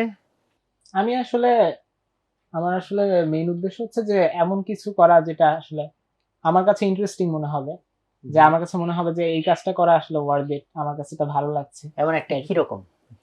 এটা যে কোনো কিছু হতে পারে। আমার মনে হয় যে কম্পিউটার সায়েন্স যেই বিষয়টা আমি নিয়েছি এবার, তো এই বিষয়টা পড়ার মাধ্যমে আমি আসলে ওই স্কিলটা ডেভেলপ করতে পারি যেটা দিয়ে আমি মানুষকে হেল্প করতে পারবো হয়তো, এবং অ্যাট দ্য সেম টাইম আমার কাছে এটা ইন্টারেস্টিং লাগবে হয়তো। তাও একটা বলো যে মানে ওটা ইন্টারেস্টিং লাগলো, তোমার ধরো মানুষ মারতে খুব ইন্টারেস্টিং লাগলো, না। যেহেতু তুমি পোকেমন খেলো, না, মনস্টার নিয়ে ঘুরো, না অ্যাকচুয়ালি হ্যাঁ মনস্টারটা ছেড়ে দিলাম, যা তুই একে ধ্বংস করে দিয়ে। অ্যাকচুয়ালি আমি পোকেমনের যে একটা বিষয় বলিনি, সেটা হচ্ছে পোকেমন আসলে অনেক বেশি ফ্রেন্ডলি একটা গেম। ও আচ্ছা, ফ্রেন্ডলি গেম, আচ্ছা আমার ধারণা নাই, আমি ভাবছি মনস্টার শুনেছে ধ্বংস করে। মনস্টার অ্যাকচুয়ালি মনস্টারের সাথে ব্যাটল করে এবং এর মধ্যে একটা ফ্রেন্ডলি ভাইব আছে, তো অ্যাকচুয়ালি ওইরকম ডিস্ট্রাকটিভ কিছু না। ডিস্ট্রাকটিভ না, ওকে তো গুড। ওই বিষয় থেকে আমরা সরে আসি। তো আমি বলতে চাচ্ছিলাম যে মানুষের হেল্প করাটা একটা ইম্পর্টেন্ট বিষয়, যে আমার মানুষকে হেল্প করতে আসলে ভালো লাগে। তো আমার কাছে মনে হয় যখন আমি হয়তো কোনো একটা সমস্যায় পড়ি বা আমরা গুগলে সার্চ দিই, তো দেন কোনো একটা ওয়েবসাইটে গেলাম, কোনো একটা হয়তো টিউটোরিয়াল দেখলাম বা কিছু একটা করলে আমার হয়তো সমস্যার সমাধান হইলো, বাট ওইটা আসলে কে কে আসলে ওইটা ডেভেলপ করছে বা কে আমাকে হেল্পটা করলো ওইটা কিন্তু আমি জানি না। তো এইভাবে হয়তো আমরা প্রতিদিন অনেক অনেক জায়গা থেকে হেল্প পাচ্ছি, বাট আমরা কিন্তু জানি না যে ওইটা কে ডেভেলপ করেছে, বাট তাদের কাছে তো আমরা গ্রেটফুল। আমি ওইরকমই কোনো একটা মানুষ হতে চাই যে হয়তো অনেককে হেল্প করছে হয়তো একটা কিছু ডেভেলপ করার মাধ্যমে। আচ্ছা, বাট এখনো কনক্রিট আইডিয়া নেই যে কোন জায়গাটা হেল্প করতে চাও, যে সামহাও একটা হেল্প আমি করতে চাই। হ্যাঁ। ওকে, আর আরশিয়া? আমার অনেক আগে থেকে ইচ্ছা ছিল আমি মেকানিক্যাল ইঞ্জিনিয়ারিং পড়ব, এবং ওয়াই তখন মেকানিক্যাল, থেকে মানে কেন আগে থেকে মেকানিক্যাল? এটার একটা কারণ হতে পারে আমার বাবা এই বিষয়ে পড়েছেন, এবং এর চেয়ে বড় কারণ ছিল ইঞ্জিনিয়ারিং বলতেই আমি ভিজুয়ালাইজ করতাম সবসময় মেশিনস, ওকে। এবং আমার কাছে মনে হতো আমি যদি ইঞ্জিনিয়ারিং পড়ি আমাকে এটাই পড়তে হবে, এরকম একটা বিষয়। আর তখন থেকে আমার এটা মনে হতো যে আমি গবেষণাধর্মী কাজেই যেতে চাই। আমার বেশ আগ্রহ আছে মহাকাশ গবেষণা বা রকেট বা এই ধরনের যে মহাকাশযান তৈরি করে এই বিষয়গুলোতে যদি গবেষণার সুযোগ পাই তাহলে করতে চাই। এতে হয়তো সরাসরি আমার সভ্যতার জন্য অনেক বড় কোনো প্রভাব নাও পড়তে পারে, কারণ এগুলো খুব লং টাইম প্রসেস। মার্সে অনেক কিছু যায়, রোভার যায়, কিন্তু ফেল করে, কাজ হয় না। এটা কিন্তু সাধারণ মানুষের জীবনে যেসব জটিলতা বা সত্যিকারের সমস্যা, দৃশ্যমান সমস্যা, সেটা দূর করছে না, কিন্তু তারপরও হয়তো কোনো না কোনো ভাবে আমি না, কোনো কেন, এটা তো অনেক বড় প্রভাব হেল্পের রাখতে বিষয়। পারবো। ধরো হয়তো এখানে আমরা পারমাণবিক একটা নিউক্লিয়ার সুযোগ ওয়ারফেয়ার লেগে গেল, হিউম্যানিটি ধ্বংসের দ্বার প্রান্তে, তখন কিছু রকেট টকে কয়টা মানুষ টানুষ নূহ আলাইহিস সালামের নৌকার মতো হ্যাঁ। কিছু লোকের রকেট উঠাইয়া যদি মঙ্গল গ্রহে আমরা পার করতে পারি আর ওখানে বসতিযোগ্য সিচুয়েশন তৈরি করা যায়, উই ক্যান সেভ হিউম্যানিটি। এর পাশাপাশি আমার বিশ্ববিদ্যালয়ের শিক্ষক হওয়ার আগ্রহ এখনো আছে। আমি যদি সুযোগ পাই এই দুটোর একটাতেই যেতে চাই, এবং বিশ্ববিদ্যালয়ের শিক্ষক শুধু যে স্টুডেন্টদের পড়ান তা না, তাকে সরাসরি সে পড়াশোনা শেষ করে জব সেক্টরে যাবে। তখন তাকে কিভাবে নিজের জীবন গড়ে তুলতে হবে, কি করা যাবে কি করা যাবে না, কিভাবে স্কিল সেট করতে হবে, এই সবগুলো বিষয় অনেক বেশি গুরুত্বপূর্ণ একজন শিক্ষক। আমরা এখন বিশ্ববিদ্যালয়ে পড়ছি, আমরা জানি যে একজন ভালো শিক্ষক কতটা গুরুত্বপূর্ণ। তাই আমি যদি কখনো বিশ্ববিদ্যালয়ের শিক্ষক হতে পারি আমি চেষ্টা করব সেভাবে আমার শিক্ষার্থীদের গড়ে তোলা। সো আমরা এখন কনক্লুশনের দিকে চলে আসছি, আমরা অনেক কিছুই আড্ডা মারার চেষ্টা করলাম। তো এখন কনক্লুডিং রিমার্কস, আমার স্পেসিফিক কোনো কোয়েশ্চেন না, আমাদের এই অডিয়েন্সের মধ্যে মোস্টলি আমরা ধরে নিতে পারি মিক্সড অডিয়েন্স আছে, প্যারেন্টসরা আছে, স্টুডেন্টরা আছে, বাট মোস্টলি অডিয়েন্সের মধ্যে যদি ধরে নিই যে স্টুডেন্ট যারা তোমাদের জুনিয়র, যারা তোমাদের দিকে তাকিয়ে আছে অ্যাজ এ সিনিয়র, তাদের উদ্দেশ্যে যদি তোমরা কিছু বলতে চাও, এনিথিং, যে কেউ শুরু করতে পারো। তো আমার মনে হয় আমাদের একটা ভুল ধারণা বা মিথ থাকে যে আমি যদি একটা ভালো ইউনিভার্সিটিতে চান্স পেয়ে যাই, বুয়েটে চান্স পেয়ে যাই, ঢাকা ইউনিভার্সিটিতে চান্স পেয়ে যাই বা মেডিকেলে চান্স পেয়ে যাই, তাহলে আমার লাইফ অনেক স্মুথ হবে, অত বেশি পড়াশোনা করা লাগবে না, তো অনেক চিল হবে। তো অ্যাডমিশন টাইমটা একটু বেশি করে পড়াশোনা করে তারপর আমরা অনেক চিল করতে পারবো। এই ধারণাটা আসলে ঠিক না, এটা কমপ্লিটলি ভুল। আমাদেরও হয়তো এইরকম ধারণা ছিল, বাট এটা আসলে বেসিক্যালি আমাদের উদ্দেশ্যটা কি তাহলে ইউনিভার্সিটিতে পড়ার? আমরা ভালো ইউনিভার্সিটিতে পড়েও আসলে আমাদের সেই ঝামেলার মধ্যে দিয়ে যাইতে হচ্ছে, প্রতিদিন প্যারা খেতে হচ্ছে। তো এটা আসলে at the end of the day আমরা কিছু নতুন শিখতে পারছি, বা যাদের আসলে ইন্টারেস্ট আছে শিখার তাদেরই আসলে এরকম হায়ার লেভেলের স্টাডিজ গুলা পারসিউ করা উচিত। বা আমার কোন বিষয়ে আসলে ইন্টারেস্ট আছে, নট লাইক যে কোন বিষয়টা ট্রেন্ডি বেশি বা কোন জায়গায় জব বেশি বা টাকা বেশি, এগুলোর দিকে না তাকায় যে আমার কোন বিষয়ে ইন্টারেস্ট আছে ওই বিষয় নিয়ে আমি কাজ করলে আমি অ্যাকচুয়ালি মানে লাইফে একটা এন্টারটেইনিং হবে, লাইফটা আসলে অনেক ইন্টারেস্টিং হবে। ওকে, থ্যাংক ইউ। আরশিয়া? আমি মনে করি তুমি যে স্বপ্ন দেখছো সেটাতেই অটল অটল থাকো। অনেকে বলবে তোমার ডাক্তারি পড়া উচিত, অনেকে বলবে ইঞ্জিনিয়ারিং পড়া উচিত, এই সাবজেক্ট তোমার জন্য না। এমনকি অনেক মানুষ, অনেক উচ্চশিক্ষিত মানুষ আমাকে বলেছে তুমি মেকানিক্যাল কেন পড়বে, এটা তো তোমার জন্য উপযুক্ত না। আমি মনে করি এই উপযুক্ততা একেবারে একটি ভুল ধারণা। যার যেটা স্বপ্ন সে সেটার পেছনে যদি পরিশ্রম করে তার অবশ্যই সেটার উদ্দেশ্যেই কাজ করা উচিত। অন্য কারো কথা এখানে ভাবার কোনো দরকার নেই। ওকে, আর রিদওয়ান? আমার আসলে একটাই মেসেজ দেওয়া, সেটা হচ্ছে আমার যে লক্ষ্য, সেই লক্ষ্যে আমার মানে ডিটারমাইন থাকা উচিত। যাতে আসলে আমি যতই বাধা বিপত্তি থাকুক না কেন, আমি সেই লক্ষ্যে এগিয়ে যেতে পারি এবং মানুষ আমাকে হয়তো ডিমোটিভেট করার চেষ্টা করবে, কিন্তু আমার কাছে তো আমার নিজের স্বপ্নটাই সবচেয়ে বড় হওয়া উচিত। এই কারণে সেই স্বপ্ন আসলে যতদিন না বাস্তবায়ন হয় ততদিন সেটার দিকেই অটুট থাকা উচিত।